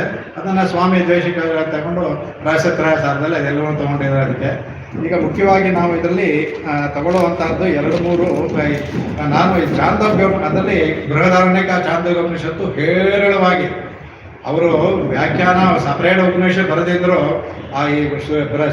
ಇದರಲ್ಲಿ ಶ್ರೀಭಾಷ್ಯದಲ್ಲಿ ತಗೊಂಡ್ರೆ ಅದೇ ಎಲ್ಲೂ ಕಠೋಪನಿಷತ್ ಬರುತ್ತೆ. ಬೃಹದಾರಣ್ಯಕ ಚಾಂದೋಗ್ಯ ತುಂಬ ಹೆಚ್ಚು, ಕೌಶೀತಿಕಿ ಅನೇಕ ಶ್ವೇತಾಶ್ವರ ಎಲ್ಲ ಬರುತ್ತೆ. ಹೆಚ್ಚು ಬರೋದು ಚಾಂದೋಗ್ಯ, ಬೃಹದಾರಣ್ಯಕ ಮತ್ತು ಕಠ 3ರಲ್ಲೇ ಬರೋದು. ಅದಕ್ಕೆಲ್ಲಕ್ಕೂ ಮಾಡಿದ್ದಾರೆ. ಏನು ಹೇಳಿದ್ದಾರೆ ಅದಕ್ಕೆ ಇವರ ವ್ಯತ್ಯಾಸ, ಶಂಕರರು ಮಾಡೋದಕ್ಕೂ ಇವರು ಸ್ವಲ್ಪ ವ್ಯತ್ಯಾಸ ಮಾಡಿ ಅವರೂ ಹೇಳಿದ. ಈಗ ನಮಗೆ 4ನೇ ಅಧ್ಯಾಯ ಬಿಟ್ಟರೆ ಬೇರೆ ಯಾವುದ್ರಲ್ಲೂ ನಮಗೆ ವ್ಯತ್ಯಾಸ ಬರೋದಿಲ್ಲ. ಅದರಲ್ಲಿ ಸಮನ್ವಯ ಅಧ್ಯಾಯ ಸಮನ್ವಯ ಮಾಡೋದು. ಆಮೇಲೆ ವಿರೋಧಾಧಿಕಾರದಲ್ಲಿ ಮಾಡ್ತಾರೆ. ಬೇರೆ ಇತರ ಮತ ಇದಿರ್ತಲ್ಲ, ಅಲ್ಲಿ ಸಾಂಖ್ಯ, ಬೌದ್ಧ, ಜೈನ ಅದನ್ನು ಖಂಡನೆ ಮಾಡೋದು. ಅದಕ್ಕೆ ಸಾಧನಾಧ್ಯಾಯ ಅಂದರೆ ಭಗವಂತ ಇದೆ ಎಲ್ಲ ಯಜ್ಞ ಉಪಾಸನೆಗಳು ಬರ್ತಲ್ಲ 32, ಅದೇ ಸಾಧನೆ ಮಾಡೋದು. ಕಡೆದು ಫಲಾಧ್ಯಾಯ, ಈ ಸಾಧನೆ ಸಿಗುವ ಫಲ ಕಡೆದಲ್ಲಿ ಹೋಗುತ್ತೆ. ನಾವು ಈ ಮೊದಲನೇ ಇದಕ್ಕೇನೆ ಕೆಲವು ತೊಗೊಂಡಿದ್ದೀನಿ, ಅದೇ 1 ಗಂಟೆ ಒಳಗಡೆ ಆಗುತ್ತೋ ಇದ್ದು ಅದನ್ನು ಮುಗಿಸಿ. ಅದಲ್ಲದೆ ಇಲ್ಲಿ ಬರದೇ ಇರುವಂಥ ಒಂದು ಚಾಂದೋಪನಿಷತ್ ವಾಕ್ಯ ನಮ್ಮ ಸಿದ್ಧಾಂತ ಕಾರಣವಾದ ಹೇಳಲೇಬೇಕು ನಾ ಅದನ್ನು. ಹಾಗಾಗಿ ಎಷ್ಟಾಗುತ್ತೋ ಅಷ್ಟು ಹೇಳಿ ಕಡೆಯಲ್ಲಿ ಹೇಳುವಂಥ ಅಕ್ಷರಾದಿ ಮಾರ್ಗ ಕರ್ಣ ಹೇಳಿ ಕಡೆಗೆ ಅದನ್ನು ಹೇಳಿ ಮುಗಿಸ್ಕೊಳೋಣ ಅಂತ ಅಂದ್ಕೊಂಡಿದ್ದೀನಿ. ಅದಕ್ಕೆ ಮೊದಲೇ ಯಾವ್ದು ಹೇಳ್ತಾರೆ ಈಗ ಜನ್ಮಾದ್ಯಸ್ಯ ಯತಃ ಅಂತ ಹೇಳೋರಿಗೆ. ಆವಾಗ ಅದಕ್ಕೆ ಅದು 4 ಸೂತ್ರನೇ ಇದು. ಒಂದು ಜನ್ಮ ಅಂದರೆ ಯಥೋವಾ ಇಮಾನಿ ಭೂತಾನಿ ಜಾಯಂತೆ ಏನ ಜಾತಾನಿ ಜೀಯಂತೆ ಯತ್ ಪ್ರಯಂತೆ ವಿಸಂಬಿಜಂತಿ ತದ್ವಿಜಿಜ್ಞಾಸಸ್ವನ್. ಯಾರಿಂದ ಸ್ಥಿತಿ, ಯಾರಿಂದ ಹುಟ್ಟುತ್ತೋ, ಯಾರಿಂದ ಕಾಪಾಡಲ್ಪಡ್ತೋ, ಯಾರಲ್ಲಿ ಹೋಗಿ ಎಲ್ಲ ಸೇರುತ್ತೋ ಅವನೇ ಪರಬ್ರಹ್ಮ ಅಂತ ಒಂದು ಹೇಳ್ಬಿಟ್ರು. ಇದು ಹೇಗಪ್ಪ ಗೊತ್ತಾ? ಶಾಸ್ತ್ರ ಯೋನಿತ್ವ. ಶಾಸ್ತ್ರ ಅಂದರೆ ವೇದ, ವೇದದಲ್ಲಿ ಯೋನಿ ಅಂದರೆ ಅದರ ವೇದದಲ್ಲಿ ಗೊತ್ತಾಗುತ್ತೆ ಅಂದ್ಬಿಟ್ಟು ಅಂತ ಕಡೆಗೆ ಆವಾಗ ಹೇಳಿದೆ. ಇದನ್ನು ಹೇಗೆ ಆವಾಗ ವೇದದಲ್ಲಿ ಇತರ ಬರ್ತಲ್ಲ ಅದಕ್ಕೆ ತತ್ವ ಸಮನ್ವಯ, ಈ ಅಧಿಕಾರವೇ ಸಮನ್ವಯ ಅಂತ ಅದನ್ನೇ ಸಮನ್ವಯ ಮಾಡ್ತಾರೆ. ಅದನ್ನ ಆ ಮಂತ್ರದಲ್ಲಿ ಹೇಳಿದೆ. ಯಾಕೆಂದರೆ ಅಹಂ ಬ್ರಹ್ಮಾಸ್ಮಿ ಅನ್ನುವಾಗ ಮೇಲ್ ನೋಡಿ ತತ್ವಮಸಿ ಅನ್ಬೇಕಾದ್ರೆ ತತ್ವೇ ತ್ವಮಸಿ, ನೀನೇ ಅದಾಗಿದ್ದೆ ಅನ್ನುವಾಗ ಐಕತ್ವ ಕಾಣುತ್ತೆ. ಶಂಕರು ಅದನ್ನು ತಗೊಂಡೇ ಹೇಳ್ತಾರೆ ತತ್ವಮಸಿ ಅನ್ನೋದು. ನಾವು ಅದನ್ನು ಹೇಳ್ತೀವಿ.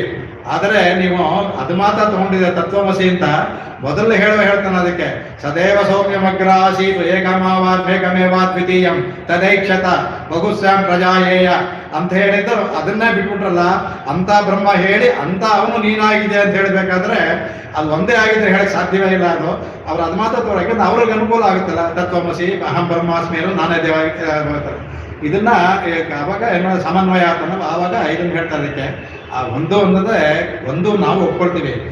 ಅವನ್ನ ಅಂತರಾತ್ಮವಾಗಿ ಉಳ್ಳ ಒಂದಾಗಿದ್ಯಾ, ಅವನನ್ನು ಆತ್ಮವಾಗಿ ಉಳ್ಳ ನೀನಾಗಿದ್ಯಾ. ತತೆ ತ್ವಮಸಿ ಅಂದ್ರೆ ಭಗವಂತನ ಅಂತರಾತ್ಮವಾಗಿ ಉಳ್ಳ ನೀನಾಗಿದ್ಯಾ ಅಂತ ಅಶ್ವೇತವರ ತತ್ವಮಸಿ ನಡೆದ್ರು. ನೇತಿ ಅಂದ್ರೆ ಇದು ಇದಲ್ಲ ಅಲ್ಲ, ಇಷ್ಟಲ್ಲ ಅಂತ ಬ್ರಹ್ಮನ ಗುಣವನ್ನ ನೇತಿ ಹೇಳಕ್ಕೆ ಆಗಲ್ಲ. ಇಷ್ಟವಲ್ಲ ಹೇಳ್ತಾನೆ ಇರ್ಬೋದು. ಅದು ಇದಲ್ಲ ಅಲ್ಲ ಇಷ್ಟಲ್ಲ ಅಷ್ಟೇ ವ್ಯತ್ಯಾಸ ನಮಗೂ ಅವ್ರಿಗೂ ಅಂದ್ಬಿಟ್ಟು ಅಂತ. ಆಮೇಲೆ ಅದೇ ಥರ ಅವ್ರು ಹೇಳ್ಬೇಕಾದ್ರು ಅಹಂ ಬ್ರಹ್ಮಾಸ್ಮಿ ಹೇಳ್ತಾರೆ. ಅದರಲ್ಲಿ ಘಟಕಷ್ಟು ಅಂತ ಹೇಳಿದ್ನಲ್ಲ, ಆಮೇಲೆ ದ್ವೈತ ಬರುತ್ತೆ ಅದರಲ್ಲಿ. ಅಲ್ಲಿ ದ್ವೇ ಜ್ವಾನಾದು ಅಂತ ಎರಡಿದೆ. ಒಂದು ಅಜ ಇನ್ನೊಂದು ಜ ಅಂದ್ಬಿಟ್ಟು ಅದ್ರಲ್ಲಿ ಬರುತ್ತೆ. ಅವಾಗ ದ್ವೈತ ಗೊತ್ತಾಗುತ್ತೆ ಅದರಲ್ಲಿ. ಆವಾಗ ಪ್ರಣವೋ ಧನು ಕ್ಷರವಾಕ್ಯಾತ್ಮ ಬ್ರಹ್ಮದಲ್ಲಿ ಲಕ್ಷ್ಯ ಮುಚ್ಚತೆ ಅನ್ನುವಾಗ ಬರ್ತವೆ. ಆತ್ಮವನ್ನು ಬಿಡು ಅನ್ನುವಾಗ ಅಲ್ಲಿ ದ್ವೈತ ಗೊತ್ತಾಗುತ್ತೆ. ಆವಾಗ ಅವರು ಅದು ತಗೊಂಡು ಇದು ಅಂತ ಅವಾಗ ಎರಡೂ ಬೇಕು. ಅದಕ್ಕೆ ಸಮನ್ವಯ ಮಾಡ್ಬೇಕಾದ್ರೆ ಬೇರೆ ಶ್ರುತಿಗಳಲ್ಲಿ ಬರುತ್ತೆ. ಅದರಲ್ಲಿ ಏನು ಅಂದರೆ ಸಹ ಪ್ರಾವಿಶತೆ ತದಮ ಪ್ರವಿಶ್ಯ ಸಚ್ಚತ್ಯಚ್ಚ ಭವತೆ ನಿರುಕ್ತಂಚ ಸತೆ ತತೆ ಚೇತನ ಅಚೇತ ಎರಡು ಸಚೇತಚ್ಚ ಅವನು ಒಳಗಡೆ ಅಂತ ಪ್ರವಿಷ್ಟ. ಅದು ಒಂದು ಸತ್ತಾಯ್ತು, ಇನ್ನೊಂದು ತೆತ್ತಂದ್ರೆ ಅಚೇತನ ಒಂದು ಚೇತನವಾಯಿತು. ಅದ್ರಲ್ಲಿ ಅಂತ ಪ್ರವಿಷ್ಟ ಶಾಸ್ತ್ರ ಜನ ನಾಗಂ ಸರ್ವ ಆತ್ಮ ಇದೆಲ್ಲ ಶ್ರುತಿಗಳು ಬರುತ್ತೆ. ಇದು ಘಟಕ ಶ್ರುತಿಗಳು. ಅದನ್ನ ಇಟ್ಕೊಳ್ಳಿ. ಇದು ಒಂದೇ, ಅದು ಒಂದೇ, ದ್ವೈತವೇ ನಿಜವಾದದ್ದು. ಹೇಗೆ ಒಂದಪ್ಪ ಅಂದರೆ ಬೇರ್ಪಡಿಸಲಾಗ ಹೇಗೆ ತಾಯಿಯನ್ನು ಇದು ಅಗಲ ಇಲ್ಲೇ ನೀರಿನ ತಾಯಿಯನ್ನು ಭಗವಂತನು ಬೇರ್ಪಡಿಸಲಾಗೋದಿಲ್ಲ, ಹಾಗೆ ಜೀವಾತ್ಮ ಪರಮಾತ್ಮವನ್ನು ಬೇರ್ಪಡಿಸಲಾಗೋದಕ್ಕೆ ಸಾಧ್ಯವಿಲ್ಲ. ಆಮೇಲೆ ಇದೆಲ್ಲ ಇರೋದು ಈ ಬರೋದೇ ಮುಂದೆ ಇದರಲ್ಲಿ ಕಡೆಗೆ ಈಕ್ಷತ್ಯಧಿಕರಣ ಅಂತ ಬರುತ್ತೆ. ಅದನ್ನು ಸ್ವಲ್ಪ ಅದರಲ್ಲಿ ಕಡೆ ಏನಾಗುತ್ತೆ, ಅದರಲ್ಲಿ ನಾವೇನು ಹೇಳ್ತೀವಿ ಭಗವಂತ, ಇದು ಶಂಕರರಿಗೂ ನಮಗೂ ಭೇದ ಇಲ್ಲ. ಭಗವಂತನೇ ಉಪಾದಾನ ಕಾರಣ ನಿಮಿತ್ತ ಕಾರಣ ಅಂತ. ಇಲ್ಲಿ ನಮ್ಮ ಕ್ಲಾಸಿಗೆ ಹೆಚ್ಚು ಕಡಿಮೆ ಎಲ್ಲರಿಗೂ ಉಪಾದಾನವೇ ತಿಳೋಣ ಗೊತ್ತಿರುತ್ತೆ. ಆದರೂ ಹೇಳ್ತೀನಿ ಏನಂತ. ಉಪಾದಾನ ನಿಮಿತ್ತ ಅಂದರೆ ಒಂದು ವಸ್ತುವನ್ನು ಮಾಡೋಕ್ಕೆ ಬೇಕಾದ ಯಾವುದರಿಂದ ವಸ್ತುವನ್ನು ಮಾಡ್ಬೋದು. ಒಂದು ಮಡಕೆ ಮಾಡ್ಬೇಕಾದ್ರೆ ಮಣ್ಣು ಬೇಕಲ್ವ, ಮಣ್ಣಿನೇ ಬೇಕು. ಮಣ್ಣಿನಿಂದ ಮಡಕೆ ಮಾಡ್ತೀವಿ, ಆಗ ಮಣ್ಣು ಉಪಾದಾನ ಕಾರಣ. ಮಣ್ಣು ತಾನಾಗೆ ಮಡಕೆ ಆಗಲ್ಲ, ಆ ಮಡಕೆ ಮಾಡೋರೊಬ್ರು ಬೇಕು. ಕುಂಬಾರ ಕುಲಾಲ ಅಂತೀವಿ, ಕುಂಬಾರ ಅಂತೀವಿ, ಅವನು ನಿಮಿತ್ತ ಕಾರಣ. ಆಮೇಲೆ ಅದಕ್ಕೆ ಚಕ್ರಗಳು ಬೇಕು, ಅದಕ್ಕೆ ಸಹಕಾರಿ ಕಾರಣ ಅಂತ ಹೇಳ್ತೀವಿ. ಒಂದು ಚಕ್ರಾದಿಗಳು ಬೇಕಲ್ಲ, ಅದು ಕೊಳವನ್. ಅದರಿಂದ ಸಹಕಾರಿ ಕಾರಣಗಳು ಅದು 3 ಇರುತ್ತೆ. ಅದ್ರಲ್ಲಿ ಮುಖ್ಯವಾಗಿ ಸಹಕಾರಿ ಬಿಟ್ಟು 2 ಉಪಾದಾನಕ ನಿಮಿತ್ತ ಕಾರಣ ಇದು ಅಂದ್ಬಿಟ್ಟು ಅಂತ.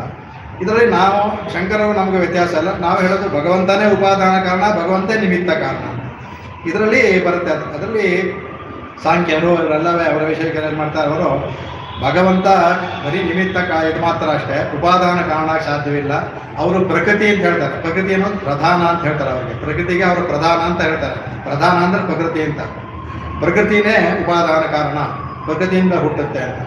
ಆಗ ಅವ್ರು ಹೇಳ್ತಿದ್ದೆ ಹೋಗ್ತಾರೆ ಲಯ. ಅದು ಪ್ರಕೃತಿ ಅನ್ನೋದು ಅಚೇತನ. ಅಚೇತನದಿಂದ ಚೇತನ ಹೇಗೆ ಬರುತ್ತೆ? ಚೇತನದಿಂದ ಚೇತನ ಬರಬೇಕು ಅನ್ನೋ. ಆಗ ಅವರೇನು ಕಮ್ಮಿ ಅನ್ನಲ್ಲ ಅದಕ್ಕೆ. ಅವ್ರು ಹೇಳ್ತಾರೆ ಎಲ್ಲ ಕಡೆ ತತ್ ಸೃಜಾತ ಅಂತ ಹೇಳಿದ್ರೆ, ಅವಾಗ ಎಲ್ಲ ಅದು ಅಂತ ಹೇಳಿರ್ಬೇಕಾದ್ರೆ ಅಚೇತನಕ್ಕೆ ತಾನೇ ಹೇಳೋದು. ಲಯ ನಾನು ಹೇಳಿದಳು ಬ್ರಹ್ಮ ಶಬ್ದವೇ ಪುಂಸಕಲಿಂಗ, ಅದರಿಂದ ತದೈಕ್ಷತ ತತ್ಸೃಜತ ಅನ್ನೋ ತತ್ ಹೇಳಿದೆ ಅದರಲ್ಲಿ. ಆಮೇಲೆ ಅವ್ರು ಹೇಳೋದು ಶರೀರನೂ ಇದೆ ಅಚೇತನವೇ. ಈ ಶರೀರದಿಂದ ತಾನೇ ಬರುತ್ತೆ. ಸಗಣಿ ಇರುತ್ತೆ, ಸಗಣಿಯಿಂದ ಹುಳು ಬರುತ್ತೆ, ಸಗಣಿ ಅಚೇತನ ಬರಲ್ವೇ? ಹಾಗಾಗಿ ಒಪ್ಕೋಬೇಕು, ಪ್ರಗತಿಯಿಂದಾನೇ ಎಲ್ಲ ಬರೋದು ಕೂಡ. ಅವಾಗ ಇದು ಅವ್ರು ಕೇಳಿದ್ರೆ ಎಷ್ಟು ನಮಗೆ ಸಮಂಜಸ ತೋರುತ್ತಲ್ಲ, ಅವ್ರು ಹೇಳಿ ಸರಿಯಾಗಿದೆ ಅನ್ಕೊಂಡು ಅಂತ. ಮಣ್ಣಿನಿಂದ ಆಗುತ್ತೆ. ಅವ್ರೇನು ಹೇಳೋದಂದ್ರೆ ಮಣ್ಣೇ ಮಡಕೆ ಆಗೋದಿಲ್ಲ, ಆ ನಿಮಿತ್ತ ಕಾರಣ ಬೇರೆ ಒಬ್ಬ ಇರಲೇಬೇಕಲ್ಲ. ಹಾಗಾಗಿ ಅವನು ನಿಮಿತ್ತ, ಅದರಿಂದ ಉಪಾದಾನ ಕಾರಣ ಅವನಾಗ ಸಾಧ್ಯವಿಲ್ಲ. ಭಗವಂತ ಒಪ್ಕೋತಾರೆ, ಅವನು ಉಪಾದಾನ ಸಾಧ್ಯವಿಲ್ಲ ಅಂತ. ಅದಕ್ಕೆ ಇವರು ಇದೆಲ್ಲ ಬರುತ್ತೆ ಅದರಲ್ಲಿ. ಆವಾಗ ಇದನ್ನ ಈ ಚಾಂದೋಗ್ಯೋಪನಿಷತ್ತು ವಿಷಯ ಇದೆಲ್ಲ ಅದಕ್ಕೆ. ಆವಾಗ ಅದನ್ನ ಮೊದಲನೇ ಇದು ಹೇಳಿದ್ದು ತೆಗಿತಾರೆ, ಭಾಷಿಕ ತೆಗೆದು ಹೇಳ್ತಾರೆ. ಅದಕ್ಕೆ ಅಲ್ಲಿ ನೀವೆಲ್ಲ ಅವ್ರು ಹೇಳ್ತಾರೆ ಆಕಾಶಾತ್ ವಾಯು ವಾಯೋರಗ್ನಿ ಅಗ್ನೇರಾಪಂ. ಆಕಾಶ ಇದು ಅಚೇತನ, ಅದರಿಂದ ವಾಯು ಬಂತು, ವಾಯಿಂದ ಅಗ್ನಿ ಬಂತು, ಅಗ್ನಿಯಿಂದ ನೀರು, ಪಂಚಭೂತಗಳು ಹೇಳ್ಬೇಕಾದ್ರೆ ಎಲ್ಲ ಅಚೇತನದಂತೆ ಬಂದಿದ್ದು ಅಂತ ಅವ್ರು ಕೊಡ್ತಾರೆ. ಆಗ ಅವ್ರು ಹೇಳ್ತಾರೆ ಅದಕ್ಕೆ ಅದು ಮುಂಚೆ ಇರೋ ಪದಗಳನ್ನ ಬಿಟ್ಬಿಟ್ರ ನೀವು. ಆತ್ಮನ ಆಕಾಶ ಸಂಭೂತಃ, ಆಮೇಲೆ ಆಕಾಶ ಆತ್ಮನಃ, ಆತ್ಮನ ಅಂದ್ರೆ ಭಗವಂತನಿಂದ ಆಕಾಶ ಉಂಟಾಯಿತು, ಆಕಾಶದಿಂದ ಬೇರೆ ಬಂತು ಅಂದ್ರೆ. ಆಮೇಲೆ ಹೇಳ್ತಾರೆ ಪ್ರತಿಯೊಂದರಲ್ಲೂ ಒಂದು ಮಾತನ್ನು ನಿಲ್ಲಿಸ್ಬಿಡಲ್ಲ, ಪ್ರತಿಯೊಂದರಲ್ಲೂ ಇದೆ ನಮ್ಮ ಸಿದ್ಧಾಂತವೇ. ಅಂತರಾತ್ಮಕವಾಗಿ ಆಕಾಶಲ್ಲೂ ಭಗವಂತ ಇದ್ದು ವಾಯುವಿನ ಸೃಷ್ಟಿ ಮಾಡ್ದ, ವಾಯುರಂತರಾತ್ಮಕವಾಗಿದ್ದು ಅಗ್ನಿನ ಸೃಷ್ಟಿ ಮಾಡ್ದ, ಅಗ್ನಿರಂತರಾತ್ಮಕವಾಗಿ ನೀರು, ನೀರಿಂದ ಪೃಥ್ವಿ ಈಗ ಬಂತು, ಎಲ್ಲವೂ ಅಂತರಾತ್ಮವಾಗಿ ಇರೋದು. ಹಾಗಾಗಿ ಇದು ಅದನ್ನು ಹೇಳ್ತಾರೆ ಸದೇವ ಸೌಮ್ಯಮಗ್ರ ಆಸೀತ್. ಇದು ಸದ್ವಿದ್ಯೆ ಪ್ರಕರಣದಲ್ಲಿ ಬರುತ್ತೆ ಚಾಂದೋಪನಿಷತ್ತಲ್ಲಿ, ಆ ಮಂತ್ರ ಹೇಳಿದಲ್ಲಿ. ಆಗ ಏಕಮೇವಾ ದ್ವಿತೀಯಂ ಅಂತ ಬರ್ತಲ್ಲಿ. ಅವನ ಶ್ವೇತಕೇತುವಿಗೆ ಅವ್ರ ತಂದೆಯಾದ ಉದ್ದಾಲಕರು ಹೇಳ್ತಾರೆ ಸತ್ಯೇವ, ಸತ್ ಅನ್ನೋದು ಭಗವಂತ, ಸತ್ ಅನ್ನೋದು ಅದು ಭಗವಂತನಿಗೆ ಶಬ್ದ, ಸತ್ವಾಚ್ಯ ಸತ್ ಅನ್ನೋದು. ಈ ಸತ್ಯ ಅನ್ನೋದು ಎನ್ನೋದು ಸತ್ಯ ಈ ಅಂತೂ ಸತ್ಯ ಆಯ್ತದು, ಸತ್ಯ ಬಂದಿರೋದು, ಸತ್ ಅನ್ನೋದು ಭಗವಂತ. ಅದರಿಂದ ಅವನೇ ಸೌಮ್ಯ ಅನ್ನೋ ಮಗನಿಗೆ ಹೇಳ್ತಾರೆ ಅಗ್ರ ಆಸಿ, ಮೊದಲು ಏಕಮೇವ ದ್ವಿತೀಯಂ. ಏಕಮಾದ್ವಿನ ಸ್ವಾಮಿಗಳು ಹೇಳೋದನ್ನ ಅದನ್ನು ವಿಧಾನ ಮಾಡಬೇಕಾಗಿದ್ದಿಲ್ಲ. ಅವನ ಥರ ಇನ್ನೊಬ್ಬನಿಲ್ಲ ಅಂತವ್ರ, ಅವನು ಬಿಟ್ಟು ಇನ್ನೊಬ್ರಿಲ್ಲ ಅಂತಲ್ಲ. ಅದರಿಂದ ಏಕಮೇವ ದ್ವಿತೀಯಂ. ಆಮೇಲೆ ಅಷ್ಟು ಹೇಳ್ತಾ ಮೇಲೆ ತದೈಕ್ಷತ, ಅಲ್ಲಿ ಐಕ್ಷತ ಅನ್ನುವಾಗ ಹೇಳ್ತಾರೆ ನೋಡ್ಕೊಂತಲ್ಲ ಸಂಕಲ್ಪ ಮಾಡ್ತಾನೆ. ತದ್ ಐಕ್ಷತ ಬ್ರಹ್ಮ, ಅದು ಬ್ರಹ್ಮದಿಂದ ಪುಂಸ ತದೈಕ್ಷತ. ಆ ಏನಂತ ಸೇನ್ ಸಂಕಲ್ಪ ಬಹುಶ್ಯಾಮ್ ಪ್ರಜಾಯ, ಅನೇಕವಾದ ಪ್ರಜೆಗಳು ಆಗ್ತೇನೆ ಅಂತ ಸೃಷ್ಟಿ ಮಾಡ್ಕೋದಕ್ಕೆ. ಆಮೇಲೆ ಅದಾದ್ಮೇಲೆ ತತ್ತೇಜೋ ಸೃಜತ, ಇದು ಆಕಾಶವಾದಿಗೆ. ಆಮೇಲೆ ತೇಜಸ್ಸನ್ನ ಸೃಷ್ಟಿ ಮಾಡ್ದ ಕಡೆಗೆ ಭಗವಂತ ಆಯ್ತು. ಆ ಸಂಕಲ್ಪ ಕಡೆಗೆ ಆ ತೇಜಸ್ಸು ಅವ್ರು ಇದು ಮಾತು ಹೇಳ್ತಾರೆ ತತ್ತೇಜೋ ಸೃಜ, ತೇಜಸ್ಸು ಅವ್ರು ಹೇಳ್ತಾರೆ ಅದು ಐಕ್ಷತ ಅಂತ. ತೇಜಸ್ಸು ಸಂಕಲ್ಪ ಮಾಡ್ತು ಹುಡ್ತು ಅಂತ. ಸಂಕಲ್ಪ ಮಾಡಬೇಕಾದ್ರೆ ಅಚೇತನ ಸಂಕಲ್ಪ ಮಾಡೋಕ್ಕೆ ಸಾಧ್ಯವಿಲ್ಲ, ಚೇತನಕ್ಕೆ ಸಂಕಲ್ಪ ಮಾಡಬೇಕು. ನಿನ್ನ ಇದರಲ್ಲೇ ನೀನು ಸಿಕ್ಕಾಕೊಳ್ತಿ ಅಂತ ತುಂಬ ಅದು ಹೇಳುತ್ತೆ. ಸಂಕಲ್ಪ ಮಾಡ್ತು ಅಂತ ಒಪ್ಕೊಂಡ್ರೆ ಒಪ್ಕೋ, ಅಚೇತನ ಸಂಕಲ್ಪ ಮಾಡೋಕ್ಕೆ ಸಾಧ್ಯವೇ ಇಲ್ಲ, ಚೇತನವೇ ಸಂಕಲ್ಪ ಮಾಡಬೇಕು. ಆಗ ಅದನ್ನ ಹೇಳ್ತಾರೆ ಅದು ಪರಾಜಯ. ಆಮೇಲೆ ತತ್ತೆ ಆಪೋತ್, ಅದು ನೀರಿನ ಸೃಷ್ಟಿ ಮಾಡಿ, ಮೊದಲು ಸೃಷ್ಟಿಯಾಗಿ ನೀರೇ, ಮೊದಲು ಭಗವಂತ ನೀರನ್ನ ಸೃಷ್ಟಿ ಮಾಡಿ ನೀರಿಂದ ಆಮೇಲೆ ಎಲ್ಲ ಸೃಷ್ಟಿಯಾಗಿದ್ದು ಅದನ್ನ ಹೇಳ್ತಾರೆ ಕಡೆಗೆ. ಆಮೇಲೆ ಅದು ಹೇಳ್ಬಿಡು, ಅದನ್ನ ಹೇಳ್ಬಿಟ್ಟು 9 ಕಡೆ ಬರುತ್ತೆ. ಕಡೆಯಲ್ಲಿ ತತ್ ಸತ್ಯಂ, ತತ್ತೆಂದಿಲ್ಲ ಅದು ಸತ್ಯಂ.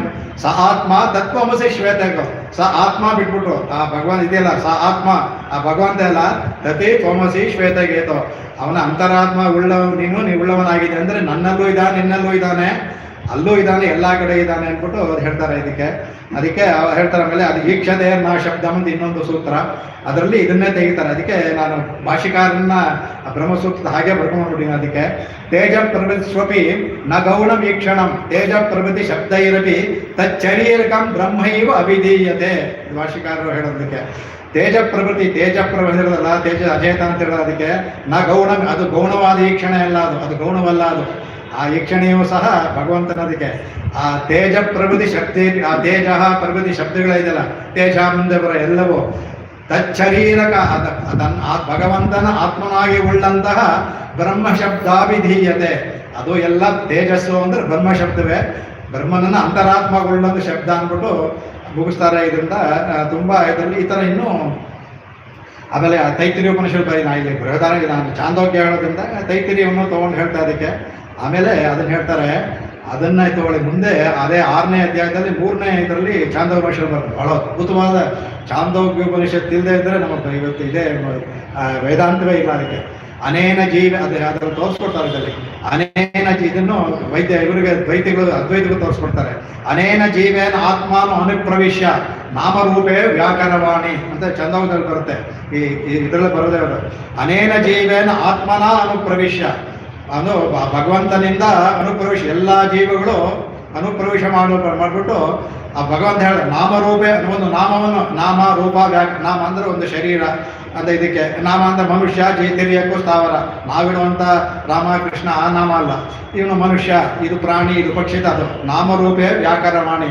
ನಾನು ಒಳಗಡೆ ಇದ್ದು ನಾಮರೂಪ ವ್ಯಾಕರಣ ಮಾಡ್ತಾನೆ. ಇವರು ದೇವರು, ಇವರು ತಿರ್ಯಕರು, ಇವರು ಮನುಷ್ಯರು, ಇವರು ಸ್ಥಾವರ ಅಂತೆಲ್ಲ ಮಾಡ್ತೀನಿ ಅಂದ್ಬಿಟ್ಟು ಅಂತ ಅದೇ ಹೇಳ್ತಾರೆ. ಇದಕ್ಕೆ ತೈತಿರಲ್ಲಿ ಬರೋದು ಅದೇ ಹೇಳ್ತಾರೆ ತತ್ ಸೃಷ್ಟ ತದೇವಾನುಪ್ರಾವಿಶತೆ ತದನುಪ್ರವಿಶ್ಯ ಸಚ್ ಅದು ಬರುತ್ತೆ. ಅದಕ್ಕೆ ತತ್ ಸೃಷ್ಟ ಸೃಷ್ಟಿ ಮಾಡಿಬಿಟ್ಟು ತದೇವ ಅನುಪ್ರವಿಶ್ಯ, ಬೇರೆ ಯಾವುದಕ್ಕೂ ಇಲ್ಲ. ಯಾವುದನ್ನು ಸೃಷ್ಟಿ ಮಾಡೋದನ್ನು ತತ್ ಏವ, ಒಂದೊಂದು ಪದಕ್ಕೂ ಬದ್ಯದಲ್ಲಿ ವ್ಯಾಕರಣ ತದನು ಪ್ರವೇಶ ಅಂತ ಕೆಲವು ಕಡೆ ಬಂದಿದೆ. ಇಲ್ಲಿ ತದೇವ ಅಂತಾರೆ, ತದೇವ ಅನುಪ್ರವೇಶ, ಅದನ್ನೇ ಯಾವುದನ್ನ ಸೃಷ್ಟಿ ಮಾಡೋ ಅದನ್ನೇ ಅನುಪ್ರವೇಶ. ಯಾವುದೋ ಒಂದು ಮಾಡಿದ್ರೆ ಇನ್ನೊಂದು ಯಾವುದೋ ಈ ರೂಮಲ್ಲಿ ಮಾಡ್ಬಿಟ್ಟು ಈ ರೂಮಿಗೆ ಹೋದ ಅಂತಲ್ಲ, ಯಾವ ರೂಮ್ ಆ ರೂಮಿಗೆ ಅಲ್ಲೇ. ಆಮೇಲೆ ತದನುಪ್ರವೇಶ, ಅದು ಅನುಪ್ರಾವಿಶತು ಅಂತ ಹೇಳ್ಬಿಟ್ಟು ಆಮೇಲೆ ತದನುಪ್ರವೇಶ. ಅನುಪ್ರವೇಶ ಅಂದರೆ ಮೊದಲು ಜೀವಾತ್ಮ ಹೋಗ್ತಾನೆ, ಅನು ಅಂದರೆ ಹಿಂಬಾಲಿಸೋದು ಅಂತ. ಅದರಲ್ಲೂ ನಮಗೆ ಎರಡೊಂದು ಗೊತ್ತಾಗುತ್ತೆ. ಅದು ಸಚ್ಚೆ ತಚ್ಚ, ಒಂದು ಸತ್ತಾಯಿತು, ಒಂದು ಚೇತನ ಆಯಿತು, ಇನ್ನೊಂದು ಅಚೇತನವಾಯಿತು ಅಂತ ಬರ್ತಾ ಇದಕ್ಕೆ.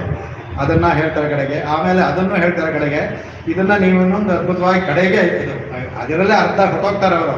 ಸರಿಯಪ್ಪ, ನೀವು ಇದನ್ನು ಹೇಳ್ತೀವಿ, ಈ ಪ್ರಕರಣ ಎಲ್ಲ ತೊಗೊಂಡ ಅಂದರೆ ಈ ನೀವು ಪ್ರಧಾನವೇ ಸೃಷ್ಟಿಯೆಲ್ಲ ಮಾಡ್ತು ಅಂದರೆ ಅಲ್ಲಿ ಮುಂದೆ ಒಂದು ವಾಕ್ಯ ಇದೆ, ಅದರಲ್ಲಿ ಅದೊಂದು ಬರುತ್ತೆ, ತನ್ನಿಷ್ಟಸ್ಯ ಮೋಕ್ಷೋಪದೇಶ ಅದನ್ನು ಸೂತ್ರ ಬರ್ತಾವೆ. ಅದೇ ಥರ ತೊಗೊಂಡು ಹೋಗಿದ್ದಾರೆ ಅವರು. ಅದರಲ್ಲಿ ಮೋಕ್ಷದ ಉಪದೇಶ ಬರುತ್ತೆ, ಅದರಲ್ಲಿ ಅಲ್ಲಿಗೆ ಮೋಕ್ಷ ಅದಕ್ಕೊಂದು ಚಾಂದವಂಶ ಬರುತ್ತೆ. ಮೋಕ್ಷ ಉಪದೇಶ ಮಾಡೋದು ಅಂದರೆ ತತ್ತೆ ಅಂತ ಅದು ಹೇಳೋದು. ಆ ತತ್ತೆ ಮೋಕ್ಷವನ್ನು ಕೊಡಬೇಕು ಅಂದರೆ ನಿಮಗೆ ಪ್ರಧಾನಕ್ಕೆ ನೀನೇ ಒಪ್ಕೊಳ್ತೀಯ, ಪ್ರಧಾನಕ್ಕೆ ಮೋಕ್ಷವನ್ನು ಕೊಡೋಕೆ ಸಾಧ್ಯವಿಲ್ವಲ್ಲ. ಅದರಿಂದ ತನ್ನಿಷ್ಟ ಅದು ಹೇಳ್ತಾರೆ. ಅದಕ್ಕೆ ಇನ್ನೊಂದು ಚಾಂದೋಷ, ತಸ್ಯ ತಾವದೇವ ಚಿರಂ ಯಾವನ್ನ ವಿಮೋಕ್ಷಸೆ ಸಂಪಚೆ ಅಂತ ಒಂದು ಬರುತ್ತೆ.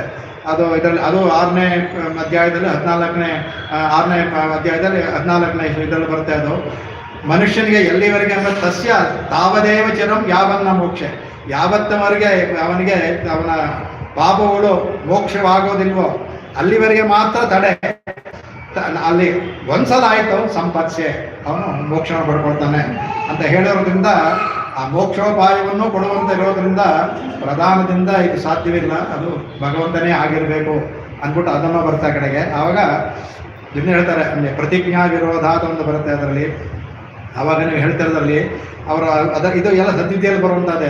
ಏಕ ವಿಜ್ಞಾನ ಸರ್ವ ಅಂತ ಹೇಳ್ತಾರೆ. ಆಮೇಲೆ ಸರ್ವಂ ವಿಜ್ಞಾತಂ ಭವತಿ ಅಂತ ಅವ್ರು ಕೇಳೋದು, ಯಾವುದನ್ನು ತಿಳ್ಕೊಂಡ್ರೆ ಎಲ್ಲವನ್ನು ತಿಳ್ಕೊಂಡು ಆಗುತ್ತೋ ಅಂತ ಅವರು ಚೇತಕ್ಕೆ ಕೇಳ್ತಾರೆ.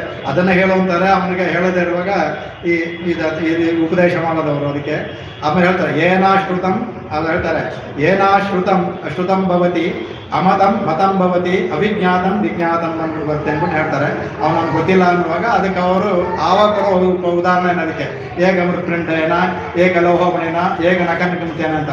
ಒಂದು ಮಣ್ಣಿನ ಮುಂದೆ ಬುದ್ಧೆ ಇದ್ದರೆ ಅದರಿಂದ ತಟ್ಟೆ ಶರಾವೆ ಪೂಜೆನೇ ಅದನ್ನು ಮಾಡ್ಬೋದು. ಆಮೇಲೆ ಯಾವುದೋ ಒಂದು ಚಿನ್ನದ ಗಟ್ಟಿ ಇದ್ದರೆ ನಿಮಗೆ ಬೇಕಾದ ಆಭರಣ ನೆಕ್ಲೇಸು ಕೈಗಡೆ ಎಲ್ಲ ಬರುತ್ತೆ, ತಿಳ್ಕೊಬೋದು, ಯಾವುದನ್ನು ತಿಳ್ಕೊಬೋದು.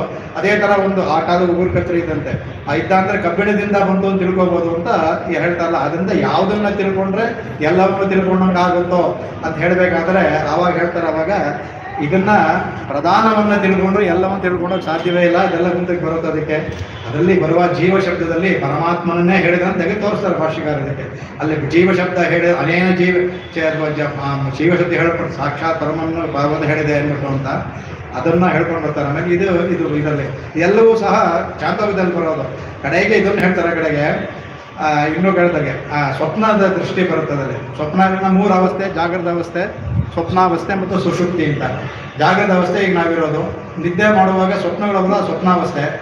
3ನೇ ಅವಸ್ಥೆ ಸುಷುಪ್ತಿ ಅಂತ. ಅಲ್ಲಿ ಯಾವ ಸ್ವಪ್ನವೂ ಬರಲ್ಲ, ಭಗವಂತನ ಜೊತೆಯಲ್ಲೇ ಇರ್ತೀವಿ ನಾವು, ಅವಾಗ ಇರ್ತೀವಿ. ನಿತ್ಯ ನಾವು ಮೋಕ್ಷಕ್ಕೆ ಹೋಗ್ತೀವಿ, ಅದು ನಮ್ಗೆ ತಿಳಿಯೋದಿಲ್ಲ ಅದು. ಅದಕ್ಕೆ ಅವಾಗ ಅದು ಹೇಳ್ತಾರೆ ಕಡೆಗೆ. ಅದಕ್ಕೆ ಸ್ವಪ್ನ ಅದು 8ನೇ ಇದರಲ್ಲಿ ಬರುತ್ತೆ. ಅದು ಸ್ವಪ್ನಾಂ ತಮ್ಮೆ ಸೌಮ್ಯ ವಿಜಾನೀಹೀತಿ ಯತ್ರೈ ತತ್ಪುರುಷಃ ಸ್ವಪಿತಿ ನಾಮ ಸದಾ ಸೌಮ್ಯ ತದಾ ಸಂಪನ್ನೋ ಭವತಿ ಸ್ವಂ ಅಪಿತೋ ಭವತಿ ತಸ್ಮಾದೇನಂ ಸ್ವಪಿತಿ ಇತ್ತಿ ಆಚಕ್ಷತೆ ಸ್ವಕ್ಯಪಿ ಅಪೀತೋ ಭವತಿ ಸ್ವಂ ಅಪಿ ಅಪೀತೋ ಭವತಿ ಅಂದ್ಬಿಟ್ಟು. ಅಂದರೆ ಸ್ವಪ್ನಾಂತದಲ್ಲಿ, ಸ್ವಪ್ನಾಂತ ಅನ್ನೋದು ಸುಷುಪ್ತಿ, ಸ್ವಪ್ನ ಅದಕ್ಕೆ ಅಂತ ಸುಷುಪ್ತಿ. ಸುಷುಪ್ತಿನ ಏನಾಗುತ್ತೆ, ಪ್ರತಿದಿನ ಎಲ್ಲರೂ, ನಾವು ಮಾತ್ರ ಅಲ್ಲ, ಕಿರೀಟ ಮನುಷ್ಯ ಪ್ರಾಣಿಗಳೆಲ್ಲವೂ ಸಹ ಭಗವಂತನಲ್ಲಿ ನಮಗೆ ಆಯಾಸವಾಗಿರ್ತಲ್ಲ, ಭಗವಂತನ ಹೋಗ್ತೀವಂತೆ. ಭಗವಂತನ ನಾವು ಸೇರ್ಕೊಂಡಿರ್ತೀವಿ. ಅಲ್ಲಿ ಯಾವ ಥರ ಆಲಿಂಗನ ಇಲ್ಲಿ ಆಲಿಂಗನ ಮಾಡ್ಕೊ ಅದು ನಮ್ಗೆ ಗೊತ್ತಾಗಲ್ಲ ಅಷ್ಟೇ. ಅಲ್ಲಿ ಗೊತ್ತಾಗುತ್ತೆ ಇಲ್ವಾ, ಅದೊಂದೇ ವ್ಯತ್ಯಾಸ ಇಲ್ಲಿ. ಆಗ ವಿಜಾನೀಹಿ ಅಂತ ಹೇಳ್ತಾರೆ ಅದಕ್ಕೆ. ಆಗ ಯತ್ರೈ ತತ್ಪುರುಷಃ ಸ್ವಭಿತಿ ನಾಮ. ಆಮೇಲೆ ಸದಾ ಸೌಮ್ಯ ತದಾ ಸಂಪನ್ನೋ, ಅಲ್ಲೂ ಸಹ ಸಂಪನ್ನ ಅಂತ ಭಗವಂತನ ಸೇರ್ಕೊಂಡಿರ್ತೀವಿ ನಾವು. ಅದಕ್ಕೆ ಆವಾಗ ಅದಕ್ಕೆ ಹೇಳ್ತೀವಿ ಆಗ ಸ್ವಭಿ ಅಭೀತೋ, ಭಗವಂತನಲ್ಲಿ ಸೇರಿದವರಾಗಿರ್ತೀವಿ. ಆದರೆ ನಮ್ಗೆ ತಿಳಿಯೋದಿಲ್ಲ. ಮುಂದೆ 2-3 ಬರುತ್ತೆ ಅದರಲ್ಲಿ. ಅದು ನಮಗೆ ತಿಳಿಯೋದಿಲ್ಲ ಅಷ್ಟೇ. ಮತ್ತೆ ಎಚ್ಚರ ಆದಾಗ ನಮಗೆ ಸ್ವಪ್ನ ಜ್ಞಾಪಕ ಇರುತ್ತೆ. ಸುಷುಪ್ತಿ ಜ್ಞಾಪಕ ಬರಲ್ಲ. ಒಳ್ಳೆ ನಿದ್ದೆ ಬಂತು ಅಂತ ಇರೋದವರ ಭಗವಂತ ಅದೊಂದು ಇಟ್ಟಿದ್ದಾನೆ, ಮರೆ ಮಾಡ್ಬಿಡ್ತಾನೆ, ನಮ್ಗೇನು ಗೊತ್ತಾಗಲ್ಲ. ಅದನ್ನು ತೆಗೆದು ತೋರಿಸ್ಕೊಡ್ತಾರೆ. ಅದನ್ನು ಹೀಗಿರೋದ್ರಿಂದ ಸಾಕ್ಷಾತ್ ಭಗವಂತನೇ ಇದನ್ನು ಮಾಡೋಕ್ಕೆ ಸಾಧ್ಯ. ಅವನಲ್ಲಿ ಇದ್ದ ಅಂದರೆ ಎಲ್ಲೆಲ್ಲಿ ಹೋಗುತ್ತೋ ಅವನಲ್ಲೇ ಸರಿ. ಮೊದಲೇ ಹೇಳ್ದಂಗೆ ಜನ್ಮ ಅಂತ ಯಾರಲ್ಲಿ ಲಯವಾಗ್ತು ಪ್ರತಿದಿನ ಅವನು ಲೈವ್ ಆಗ್ತೀವಿ ಅವನ ಹತ್ರ ಗೊತ್ತಾಗಲ್ಲ. ಕಡೆಗೆ ಅದನ್ನು ಹೇಳುತ್ತೆ. ಅದಕ್ಕೆ ಆವಾಗ ಇದನ್ನು ಈಜವರಾಗ ಅದು ಮುಂದೆ ಇನ್ನೊಂದು ಇದ್ರಲ್ಲಿ ಬರುತ್ತೆ. ಅದರಲ್ಲಿ ಆಗ ಯಾರ್ಯಾರು ಹೇಳ್ತಾರೋ ವ್ಯಾಘ್ರವ ಕೀಟೋವ ಮಶಕೋವ ಅಂತೆಲ್ಲ ಬರುತ್ತೆ. ಒಂದು ವ್ಯಾಘ್ರ ಆಗಿದ್ದರೆ ಅದು ಗಮನದ ಹೋದಾಗ ಮತ್ತೆ ಚೇಂಜ್ ಆಗೋದಿಲ್ಲ. ಎಚ್ಚರವಾದಾಗ ಅದೇ ವ್ಯಾಘ್ರವಾಗುತ್ತೆ.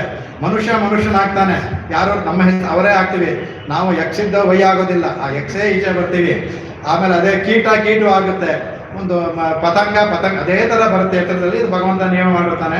ಆದರೆ ಎಲ್ಲೂ ಹೋಗಿರುತ್ತೆ, ಆದರೆ ಅವ್ರಿಗೆ ಗೊತ್ತಾಗೋದಿಲ್ಲ ಅಂದ್ಬಿಟ್ಟು ಅದು ಮುಂದೆ ಇದನ್ನು ಬರುತ್ತೆ. ಅದಕ್ಕೆ ಆವಾಗ ಅದನ್ನು ಹೇಳ್ಕೊಂಡ್ಬಿಡ್ತಾರೆ. ಬರ್ಬೇಕಾದ್ರೆ ಅದರಿಂದ ನಿರಸನ ಮಾಡ್ತಾರೆ. ಇದು ಛಾಂದೋಪನಿಷ ಬರೋದ್ರಿಂದ ಮಾಡುವಂಥದ್ದು. ಇದರ ಇನ್ನು ಅನೇಕ ಬಂದ್ಬಿಟ್ಟು ಸಮನ್ವಯನ ಮಾಡುವಂಥದ್ದು.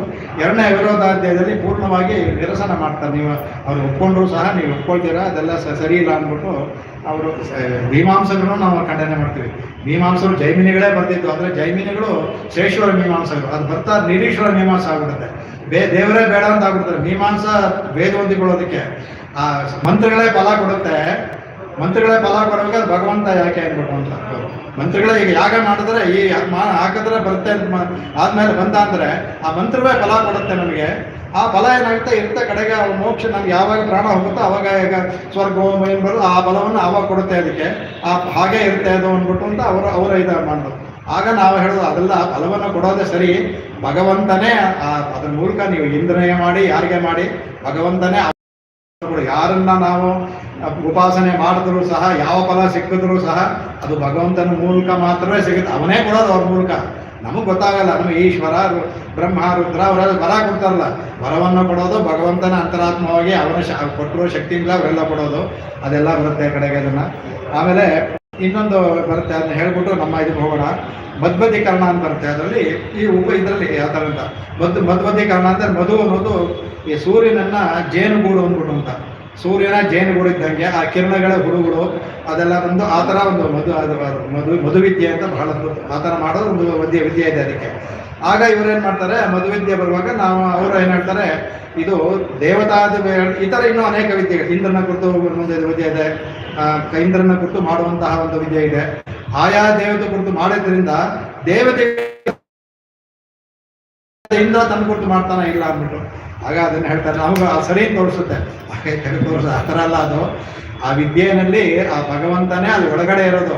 ಅಲ್ಲಿ ಉದ್ದೇಶ ಸೂರ್ಯನೋ ಇಂದ್ರನೋ ಅಲ್ಲ, ಅವನ ಅಂತರಾತ್ಮವಾದ ಭಗವಂತ. ಅದರಲ್ಲಿ ಅಲ್ಲಿ ಅಂತರಾತ್ಮವಾಗಿರೋ ಭಗವಂತನೇ ಉದ್ದೇಶ. ಮಧುವಿದ್ಯೆ ಅಂದರೆ ಸೂರ್ಯನ ಮಾಡಿ ಉಪೋಸನೆ ಮಾಡಿ ಫಲ ಪಡ್ಕೊಳ್ಳೋದಲ್ಲ. ಸೂರ್ಯನ ಅಂತರಾತ್ಮವಾಗಿ ಒಂದು ಬ್ರಹ್ಮಸೂತ್ರ ಬರುತ್ತೆ ಅದಕ್ಕೆ. ಅದೆಲ್ಲ ಅದನ್ನು ತೋರಿಸ್ಕೊಡ್ತಾರೆ ಅದನ್ನು. ಆಮೇಲೆ ಕಡೆಗೆ ಬ್ರಹ್ಮವನ ಲಕ್ಷಣವನ್ನು ಅವರು 8ನೇ ಇದರಲ್ಲಿ ಬರ್ತಾ ಇದ್ರು. ಆ ತತ್ವಮಸಿ ಅನ್ನೋದಕ್ಕೆ ಪರಿಹಾರ ಮಾಡುವಾಗ ಅದನ್ನು ಹೇಳ್ತಾ ಅದಕ್ಕೆ. ಆವಾಗ ಇದು ನಾವು ಅದಕ್ಕೆ ನಾವು ತೀರ್ಪಾವದಲ್ಲಿ ಅನೇಕ ಸಲ ಇದನ್ನು ಹೇಳಿದ್ದೀವಿ. ಇದನ್ನು ಬರಬೇಕಾದಕ್ಕೆ ಹೇಗೆ ಅವರು ಮೋಕ್ಷಕ್ಕೆ ಹೋಗಬೇಕಾದ್ರೆ ಕಡೆಯದಲ್ಲಿ ಬರುವಂಥದ್ದು ಹೇಗೆ ಹೋಗ್ತಾ ಅನ್ನುವಾಗ ಹೇಳ್ತಾನೆ. ಅಶ್ವೈವ ರೋಮಾಣಿ ವಿಧೂಯ ಪಾಪಂ ಚಂದ್ರ ಇವ ರಾಹೋರ್ಮುಖಾತೆ ಪ್ರಮುಖ ಧೂತ್ವಾ ಶರೀರಂ ಅಕೃತಂ ಕೃತಾತ್ಮ ಬ್ರಹ್ಮಲೋಕಮಿ ಸಂಭವಾಮಿ ಅನ್ನುವಂತ. ನಾನು ಬ್ರಹ್ಮಲೋಕಕ್ಕೆ ಹೋಗ್ತೇನೆ. ಯಾರು ಒಂದು ವಿದ್ಯೆಯನ್ನು ಉಪಾಸನೆ ಮಾಡಿ ಹೇಳ್ನಲ್ಲ, ಭಕ್ತಿಯೋಗನೇ ಇದು. ಎಲ್ಲ ಉಪಾಸನೆ 32 ಬ್ರಹ್ಮವಿದ್ಯೆ ಭಕ್ತಿಯೋಗ. ಅದನ್ನು ಸಾಧಿಸಿದ ಅಂದರೆ ಆ ಭಕ್ತಿಯೋಗವನ್ನು ಅಂದರೆ ಉಪಾಸನೆಯಲ್ಲಿ ಅವರು ಜಯಿಸಿದ್ರೆ ಅವರು ಕುದುರೆ ಎದ್ದು ನಿಂತು ಅದಕ್ಕೆ ಒದರುತ್ತಂತೆ. ಒದರಾಗ ಅದ್ರ ಮೇಲಿರುವ ಅಧಿಕವಾದ ಕೂದಲೆಲ್ಲ ಉದುರೋಗ್ಬಿಡುತ್ತೆ. ಕುದುರೆಗೆ ಅದು ವಿಶೇಷವಾದದ್ದು. ಎಲ್ಲ ನೋಡ್ಬೇಕು, ಕುದುರೆ ಒದರಿದ್ರೆ ಮೇಲಿರುವ ಹೆಚ್ಚಿನ ಕೂದಲ ತಾನಾಗೆ ಬಿದ್ದೋಗುತ್ತೆ, ಕೇಳಬೇಕಾಗಿಲ್ಲ. ಅಶ್ವಯೋ ರೋಪಾಣಿ ವಿಧೂಯ. ಇದು ನೀವು ಎಲ್ಲರೂ ನೋಡಿ, ಜಟ್ಕಾ ಸಾಬು ಎಡಿಟ್ ಮಾಡಿರಲ್ವ ನೋಡಿ, ಯಾವಾಗ ನೋಡ್ಬೇಕು ನೀವು ಅದನ್ನ.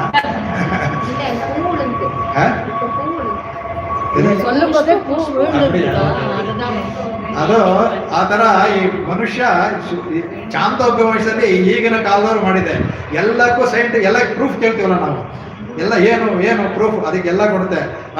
ನೀವು ಕುದುರೆ ನೋಡಿಯಪ್ಪ, ಹೇಗೆ ಉದುರೋಗುತ್ತೆ. ಆ ಥರ ನಿನ್ನ ಪಾಪಗಳು ಸಹ ಪಾಪಂ ಚಂದ್ರ ಇವ ರಾಹು, ಹೇಗೆ ಚಂದ್ರ ರಾಹುನ ಮುಖದಿಂದ ಈಚೆ ಬರ್ತಾನೋ ಆ ಥರ ಪ್ರಪುಚ್ಚ ಎಲ್ಲವನ್ನು ಧೂತ್ವ ಎಲ್ಲವನ್ನು ಒದರ್ಕೊಂಡ್ಬಿಡ್ತಂತೆ. ನಾವು ಅಲ್ಲಿ ಹೋಗ್ಬೇಕಾದ್ರೆ ಎಲ್ಲವನ್ನು ಒದರ್ಕೊಂಡ್ಬಿಡುತ್ತೆ. ಶರೀರಂ ಅಕೃತಂ ಕೃತ್ವ, ನಾವು ಅಕೃತಂ ಅಂದರೆ ಯಾವ ಪಾಪವೂ ಇಲ್ಲ, ದೂರ ಮಾಡ್ಕೊಂಡ್ಬಿಟ್ಟು ಎಲ್ಲವನ್ನು ಇಲ್ಲ. ಅಕೃತಂ ಪಾಪ ಅನ್ನೋ ಪುಣ್ಯವು ಸೇರ್ಕೊಡುತ್ತೆ. ಅವ ಬ್ರಹ್ಮಲೋಕ ನಾನು ಬ್ರಹ್ಮಲೋಕಿ ಅಭಿಸಂಭಾಮಿ ಹೋಗ್ತೇನೆ ಅಂದ್ಬಿಟ್ಟು ಹಾಗೆ ತತ್ವಮಸಿ ಎನ್ನುವಾಗ ತೆಗೆದು ಹೇಳ್ತಾರೆ. ಇದೆಲ್ಲವನ್ನು ಮಾಡ್ಬೇಕಾದ್ರೆ ಅಲ್ಲಿ ಬ್ರಹ್ಮನ ಬದಿಗೆ ಹೋಗ್ಬೇಕಾದ್ರೆ ಹೇಗೆ ಪಾಪವನ್ನು ಬಿಡುತ್ತೆ, ನಾವು ಒಬ್ಬ ಭಗವಂತ ಹೇಗೆ ಮೋಕ್ಷನ ಕೊಡ್ತಾನೆ ಅಂದರೆ ಎಲ್ಲ ಪಾಪವನ್ನು ತೆಗಿತಾನೆ. ಅದಕ್ಕೆ ಇದೊಂದು ಕಾರಣ. ನಾವು ಪ್ರಪತ್ತಿಯನ್ನು ಇಟ್ಕೊಂಡಿದ್ವಿ. ಈ ಪ್ರಪತ್ತಿ ಎರಡಕ್ಕೂ ಬರೋದು 4ನೇ ಅದನ್ನು ಹೇಳ್ತೀನಿ. 4ನೇ ಅಧ್ಯಾಯದಲ್ಲಿ ಒಂದು ಬರುತ್ತೆ, ಅದನ್ನು ಹೇಳಿ ಒಂದು ಕಾಲುಗಳನ್ನು ಮುಗಿಸ್ಬಿಡ್ತೀನಿ. ಈಗ ಇನ್ನೊಂದು ಮುಖ್ಯವಾದ ನಾನು ಹೇಳಬೇಕು ಅದನ್ನು ಸಮಯ ಸಾಲುತ್ತೆ. ಇದು ನಾನು ಇದು ಹೇಳೋ ಇದು ಇಟ್ಕೊಂಡಿರಲಿಲ್ಲ ನಾನು. ನನಗೆ ಸ್ವಾಮಿ ಇದಾದ್ರಿಂದ ಈ ಬ್ರಹ್ಮಸೂತ್ರದ ಬಗ್ಗೆ ಜಾಸ್ತಿ ಹೇಳೋದು ಬೇಡ ಅಂತ. ಆದರೆ ಅವರ ಒಂದು ನಿರ್ದೇಶ ಆದಮೇಲೆ ಅವರು ನಾವು ಪಾಲಿಸ್ಬೇಕಾದ ಕರ್ತವ್ಯ ಅಂತ ಹೇಳಾಯ್ತು ಕಡೆಗೆ. ಆಮೇಲೆ ಇದು 4ನೇ ಇದು 1ನೇ ಅಧ್ಯಾಯ ಆಯಿತು. ಇದಾದಮೇಲೆ ಸಾಧನಾಧ್ಯಾಯದಲ್ಲಿ ಎಲ್ಲ ಬರುತ್ತೆ. ಅದರಲ್ಲಿ ಗುಣ ಸಂಹಾರ ಭಾಗ ಬರುತ್ತೆ. ಒಂದು ವಿದ್ಯೆಯನ್ನು ಹೇಳೋದು, ಇನ್ನೊಂದು ವಿದ್ಯೆಯಲ್ಲಿ ಅದೇ ವಿದ್ಯೆ ಹೇಳಿದರೆ ಆ ಗುಣಗಳನ್ನ ಯಾವ ತಗೋಬಾರ್ದು ಎಲ್ಲವನ್ನು ಅದ್ಭುತವಾಗಿ ವೇದವ್ಯಾಸ ತೋರಿಸ್ಕೊಡ್ತಾರೆ. ಅದರಲ್ಲಿ ಒಂದೇ ಹೆಸರಿದ್ದರೂ ವಿದ್ಯೆ ಬೇರೆ ಬೇರೆ ಆಗಿ ತಗೊಳ್ಳೋ ಹಾಗಿಲ್ಲ. ಹೆಸರು ಬೇರೆ ಆಗಿದ್ರು ಒಂದೇ ಥರ ವಿದ್ಯೆ ಆಗಿದ್ದರೆ ಅಂಗಗಳು ಅದನ್ನು ತೊಗೋಬೋದು ಅಂತ ಎಲ್ಲವೂ ತೋರಿಸ್ಕೊಡ್ತಾರೆ. ಅದೆಲ್ಲ ಮಾಡಿಬಿಟ್ಟು ಸಾಧನೋಧ್ಯಾಯದಲ್ಲಿ ಕಡೆಯಲ್ಲಿ 4ನೇ ನಾವು ಮೋಕ್ಷಕ್ಕೆ ಹೋಗುವಂತಹ ಇದು ಅದರಲ್ಲಿ ಬರುತ್ತೆ. ಅದರಲ್ಲಿ ಹೇಳ್ತಾರೆ ಹೇಗಪ್ಪ ಈ ಹೇಳಿದ ಅಶ್ವರೋಮ ಮಾಡೋದಕ್ಕೆ ತದಧಿಗಮ ಉತ್ತರ ಪೂರ್ವಾಗಯೋ ಅಷ್ಟೇಶ ವಿನಾಶವು ತದ್ವ್ಯಪದೇಶ ಅಂತಂದ್ಬಿಟ್ಟು ಬ್ರಹ್ಮಸೂತ್ರ ಮಾಡಿಬಿಟ್ರು ವೇದವ್ಯಾಸರು. ಅದಕ್ಕೆ ತದಧಿಗಮ ಉತ್ತರ ಪೂರ್ವಾಗಯೋ ಅಂದರೆ ಇಲ್ಲಿ ಹೇಳಿದ್ದು ಯಾವುದಕ್ಕೆ ಬ್ರಹ್ಮವಿದ್ಯೆಗೆ ಉಪಾಸನೆ ಹೇಳಿದ್ದು. ಅದು ನಮ್ಮ ಪ್ರಪತ್ತಿಗೆ ಇನ್ನೊಂದು ಕೈ ಹೆಚ್ಚು. ಅದನ್ನ ಸ್ವಾಮಿ ತೋರಿಸಿದ್ರೆ ಹೇಳ್ತೀನಿ. ಹೀಗೆ ಉತ್ತರ ಪೂರ್ವ ಅಂದರೆ ಯಾರು ಉಪಾಸನೆ ಮಾಡಿ ಸಾಧನೆ ಮಾಡ್ತಾರೋ ಅದಕ್ಕೆ ಮಾಡಿದ ಮೇಲೆ ಮೊದಲು ಉತ್ತರ ಪೂರ್ವ ಹೇಳಿಲ್ಲ, ಉತ್ತರ ಹೇಳ್ಬಿಟ್ರು. ಅದು ಮಾಡಿದ ಮೇಲೆ ಯಾವ ಪಾಪವೂ ಅಂಟೋದಿಲ್ಲ. ಪೂರ್ವ ಆಮೇಲೆ ಸ್ವಾಮಿ ಹಳೆಯದು ಅಂದ್ರೆ ಪೂರ್ವ ಹಳೆಯದು ಯೋಹೋ ಅಶ್ಲೇಷ ವಿನಾಶೋ. ಅಶ್ಲೇಷ ಅಂದ್ರೆ ಅಂಟೋದಿಲ್ಲ, ಉತ್ತರ ಅಶ್ಲೇಷ ಅಂಟೋದಿಲ್ಲ, ಪೂರ್ವ ವಿನಾಶ. ಅದ್ಭುತವಾದ ಪದ ಅಂತ. ಮುಂದೆ ಮಾಡೋದು ಅಂಟೋದಿಲ್ಲ, ಹಿಂದೆ ಮಾಡಿದ್ದೆಲ್ಲ ನಾಶ ಆಗುತ್ತೆ. ಯಾಕೆ ಬಂದು ವ್ಯಪದೇಶ. ಈಗ ಅಶ್ವಯ ರೋಪಾಣಿ ಅಂತ ತೋರಿಸ್ಕೊಟ್ಟು ನಾವು ಇವಾಗ ಅದರಲ್ಲಿ ಬರುತ್ತೆ. ಅದನ್ನು ಹೇಳ್ಬಿಟ್ಟು ಕಡೆಗೆ ಇದನ್ನ ತೆಗೆದು ತೋರಿಸ್ತಾರೆ. ವೈಶ್ವಾನ ವಿದ್ಯೆ ಅಂತ ಬರುತ್ತೆ. ಇದಕ್ಕೆ ಅದಕ್ಕೆ ಪೂರ್ವ ಪಕ್ಷಗಳೆಲ್ಲ ಬರಬೇಕಾದ್ರೆ ಇದು ತೋರಿಸ್ಕೊಡೋದಕ್ಕೆ ಇದು ಚಾಂದೋಗದಲ್ಲಿ ಬರುವಂತಹದ್ದೇ. ಅದಕ್ಕೆ ತದ್ಯತಾ ಇಶೀಗ ತೂಲಮಗ್ನೋ ಪ್ರೋತಂ ಪ್ರದೂಯೇತ ಏವಾಹಿ ಆಚ ಸರ್ವೇ ಪಾಪ್ಮನಃ ಪ್ರದೂಯಂತೆ ಅಂದ್ಬಿಟ್ಟು. ಅಂದರೆ ಹಳೆಯ ಪಾಪಗಳೆಲ್ಲ ಹೋಗುತ್ತೆ ಅನ್ನುವಾಗ ಇದನ್ನ ಟೀನಲ್ ತುಷಾಹಂ ಶಪ್ಪೇರು ಅಂತ ಆಂಡ ಹೇಳೋದು. ಅದೇ ಅದಕ್ಕೆ ಯಾವ ಥರ ಇಶೀಕ ಅಂದರೆ ಒಂದು ಈ ಹತ್ತಿ ಅಂತ ನಾವು ತೊಗೊಂಡಿದ್ವಿ. ಹತ್ತಿ ಅಲ್ಲ, ಅದು ಹತ್ತಿ ಥರ ಏನೋ ಇದು ಒಂದು ಹತ್ತಿನಲ್ಲೂ ಸ್ವಲ್ಪ ಕಪ್ಪು ಉಳಿಯುತ್ತೆ. ಈ ಇದರಲ್ಲಿ ಹತ್ತಿ ಥರ ಒಂದು ಅಲ್ಲಲ್ಲಿ ಹಳ್ಳಿಗಳ ನೋಡಬೇಕು, ಆ ಥರ ಇರುತ್ತೆ, ನೈಲಾನ್ ಥರ ಇರುತ್ತೆ. ಅದನ್ನು ಹಾಕ್ಬಿಟ್ರೆ ಆ ಕಪ್ಪು ಇದು ಉಳಿಯೋದಿಲ್ಲ, ಭಸ್ಮ ಉಳಿಯೋದಿಲ್ಲ. ಅದಕ್ಕೆ ಆ ಅಗ್ನಿಯಲ್ಲಿ ಪ್ರೋತಂ ಕುದು ಆ ಥರ ಹಾಕಿದ್ರೆ ಯಾಕೆ ಒಂದು ಚೂರು ಉಳಿಯೋದಿಲ್ವೋ ಏವಂ ಹಿ ಹೇಳ್ತಾರೆ. ಚಾಂದೋಗ್ಯದಲ್ಲಿ ಎಲ್ಲ ನಮಗೆ ಉದಾಹರಣೆ ಕೊಟ್ಟೆ ಲೋಕದಲ್ಲಿ ತಿಳ್ಕೊಳ್ಳೋಕ್ಕೆ. ಏವಂ ಹಿ ಸರ್ವೇ ಪಾಪನಃ, ಎಲ್ಲ ಪಾಪಗಳು ಕರ್ಗೋಗುತ್ತೆ. ಇದಾಯಿತು. ಸರಿ, ಇದಾಗಿದ್ರೆ ಸ್ವಾಮಿ ಉತ್ತರಕ್ಕೆ ಹೇಳಿಬಿಡೋಕ್ಕೆ ಅದಕ್ಕೆ ಹೇಳ್ತಾರೆ ಉಪಕೋಸಲ ವಿದ್ಯೆ ಅಂತ ಬರುತ್ತೆ. ಅದನ್ನು ತೋರಿಸ್ತಾರೆ. ಅದರಲ್ಲಿ ಉಪಕೋಸಲ ವಿದ್ಯೆಯಲ್ಲೂ ಇದು ಬರುತ್ತೆ. ಯಥಾ ಪುಷ್ಕರ ಪಾಲಾಶ ಆಪೋ ನಶ್ಲಿಷ್ಯಂತೆ ಏವಮೇಘಂ ವಿನಾ ಪಾಪ್ಮಂ ಕರ್ಮ ನಶ್ಲಿಷ್ಯತೆ ಏವಮೇಹಂ ಇದಿ ಪಾಪ್ಮ ಕರ್ಮಂ ನಶ್ಲಿಷ್ಯತೆ ಅಂತ ಬರುತ್ತೆ. ಹೇಗೆ ತಾವರ ಎಲೆಯಲ್ಲಿ ನೀರಿದ್ರೂ ಅಂಟೋದಿಲ್ವೋ, ನೀರಿರುತ್ತೆ ಆದರೆ ಅಂಟೋದಿಲ್ವೋ ಅದು ಹೇಳ್ತಾರೆ. ಅದರ ಅರ್ಥನ ಯಥಾ ಪುಷ್ಕರ ಪಾಲ್ ಆಪೋ ನಶ್ಲಿಷ್ಯಂತೆ, ನೀರು ಅಂಟೋದಿಲ್ವೋ ಅದೇ ಥರ ನಾವು ಮಾಡುವ ಪ್ರತಿಯೊಂದು ಭಗವಂತನ ನಾವು ಎಲ್ಲವೂ ನಮ್ಮ ಕರ್ತೃತ್ವ ತ್ಯಾಗ, ಫಲತ್ವ ತ್ಯಾಗ, ಈ ತ್ಯಾಗದಿಂದ ನಾವು ಮಾಡ್ದ ಅಂದರೆ ಸಂಭವಿತ ತ್ಯಾಗದಿಂದ ಮಾಡ್ದ ಅಂದರೆ ನಮ್ಗೆ ಯಾವುದೂ ಅಂಟೋದಿಲ್ಲ. ಅದೇ ಥರ ಉತ್ತರ ಮಾಡುವ ಪಾಪಗಳು ಸಹ ನಮಗೆ ಅಂಟೋದಿಲ್ಲ. ಒಂದು ವೇಳೆ ನಾವು ಅದು ಅಂಟಿದ್ರು ಸಹ ಅದಕ್ಕೆ ಅದು ಇನ್ನೊಂದು ಬರುತ್ತೆ. ಅದಕ್ಕೆ ಲಘು ಶಿಕ್ಷೆಗಳು ಭಗವಂತ ಪರಿಹಾರ ಮಾಡ್ಕೊಳ್ತಾನೆ ಅಂದ್ಬಿಟ್ಟು ಇದನ್ನು ಬರ್ತಾನೆ. ಇದನ್ನು ಸ್ವಾಮಿ ಇದನ್ನು ತಗೊಂಡು ಅಪರಾಧ ಪರಿಹಾರ ಕಾರ್ಯದಲ್ಲಿ ಇದನ್ನೆಲ್ಲ ತಗೊಂಡು ನಮ್ಮ ಇದಕ್ಕೆ ಹಾಕ್ತಾರೆ. ಒಂದು ಸ್ವಲ್ಪ ಎಕ್ಸ್ಟ್ರಾ ಬರುತ್ತೆ ನಮಗೆ. ಇದು ಇಷ್ಟ ಹೇಳಿದ ಉಪಾಸನೆ ಹೇಳ. ಈಗ ಹೇಳೋದು ನಮ್ಮ ಪ್ರಪನ್ನರಿಗೆ ಸ್ವಾಮಿ ದೇಶಿಕನ್ ಇದನ್ನೇ ಹೇಳ್ತಾರೆ. ಪ್ರಾರಬ್ಧೇತರ ಪೂರ್ವ ಪಾಪಮಖಿಲಂ ಪ್ರಮಾದಿಕಂಚೋತ್ತರಂ ನ್ಯಾಸೇನ ಕ್ಷಪಯನ್ ಅಭ್ಯುಪಗತ ಪ್ರಾರಬ್ಧ ಖಂಡಂಚನ ಧೀಪೂರ್ವತ್ತರ ಪಾಪ್ಮನಾಮ ಜನನ ಜ್ಞಾತೋಪಿ ತನ್ನಿಷ್ಕೃತೆ ಕೌಟಿಲ್ಯಸಿ ಅಗನಯನ್ನೇ ಕ್ರೋಢೀಕರೋತಿ ಪ್ರಭು ಅಂದ್ಬಿಟ್ಟು. ಇಲ್ಲ ಅಂದರೆ ಪ್ರಾರಬ್ಧ ಕರ್ಮವನ್ನು ಬಿಟ್ಟು ಪ್ರಾರಬ್ಧೇತರ ಅಂದರೆ ಇವು ನಾವು ಒಬ್ಬರು ಶರಣಾಗತಿ ಮಾಡಿಕೊಂಡ್ರೆ ಮಾಡಿಕೊಂಡು ಕ್ಷಣದಿಂದ ಭಗವಂತ ಏನು ಮಾಡ್ತಾರೆ ಪ್ರಾರಬ್ಧ ಕರ್ಮ ಅಂತ. ಪ್ರಾರಬ್ಧ ಕರ್ಮ ಅಂದರೆ ಈಗ ಫಲ ಕೊಡೋದಕ್ಕೆ. ನಿಮ್ಮ ಮನೆಯಲ್ಲಿ ಒಂದು 5-6 ಮೂಟೆ ಇಟ್ಕೊಂಡಿರ್ತೀರಾ, ಇದನ್ನ ಮೂಟೆ ಇಲ್ಲದೆ ಪ್ಯಾಕೆಟ್ ಇಟ್ಕೊಳ್ಳಿ. ಯಾವುದೋ ಒಂದು ಪ್ಯಾಕೆಟ್ ತೆಗೆದಿರ್ತೀರಾ ಅಕ್ಕಿದು ಇಟ್ಕೊಳ್ಳಿ, ಇನ್ನೂ 4 ಪ್ಯಾಕೆಟ್ ಇರುತ್ತೆ. ಆ ತೆಗೆದಿರೋದು ಪ್ರಾರಬ್ಧ, ತೆಗೆದೇ ಇರೋದು ಅದು ಆಗಿರುತ್ತೆ. ಅದನ್ನು ಬಿಟ್ಟು ಪ್ರಾರಬ್ಧೇತರ ಅಖಿಲಂ ಪಾಪಂ ಎಲ್ಲವನ್ನು ಭಾಗಂತ ಹೋಗ್ತಾನೆ. ಅಷ್ಟೆಲ್ಲ ಪ್ರಾಮಾದಿಕಂಚ ಉತ್ತರಂ, ಇದು ಅವ್ರಿಗೆ ಬರೋದಿಲ್ಲ, ಈ ನಮಗೊಂಥದ್ದು ಉತ್ತರದಲ್ಲಿ ಅಂದರೆ ಮುಂದೆ ಪ್ರಾಮಾದಿಕವೂ ಆಗುವಂಥದ್ದು. ನಮಗೆ ತಿಳಿದೇ ಅಂದರೆ ನಮಗೆ ತಿಳಿದೇ ಹೋಗ್ತೀವಿ, ಎಲ್ಲ ತುಳಿದು ಬಿಡ್ತೀವಿ, ಒಂದು 20 ಸತ್ತು ಹೋಗುತ್ತೆ, ಅದು ಪಾಪೇ, ಅದು ತಿಳಿದೇ ಆಗಿರೋದು. ಅದನ್ನೂ ಸಹ ಭಗವಂತ ಮಾಡ್ತಾನಂತೆ. ನ್ಯಾಸೇನ ಕ್ಷಪಯನ್ನೇ, ನ್ಯಾಸದಿಂದ ಕ್ಷಪಯನ್ನದು. ಅವಾಗ ಅನಭ್ಯುಗತಗಮ ಅಂದರೆ ಅವರಿಗೆ ಪ್ರಾರಬ್ಧ ಕರ್ಮ ಪೂರ್ಣ ಅನುಭವಿಸಿ ಹೋಗಬೇಕು. ಯಾರಿಗೆ ಭಕ್ತಿ ಹೋಗದವ್ರಿಗೆ, ನಮಗೆ ಈ ಜೀವದಲ್ಲಿ ಮಾತ್ರ. ಅದಕ್ಕೆ ಅಭ್ಯುಭಾಗ ಪ್ರಾರಬ್ಧ ಖಂಡಂಚನ.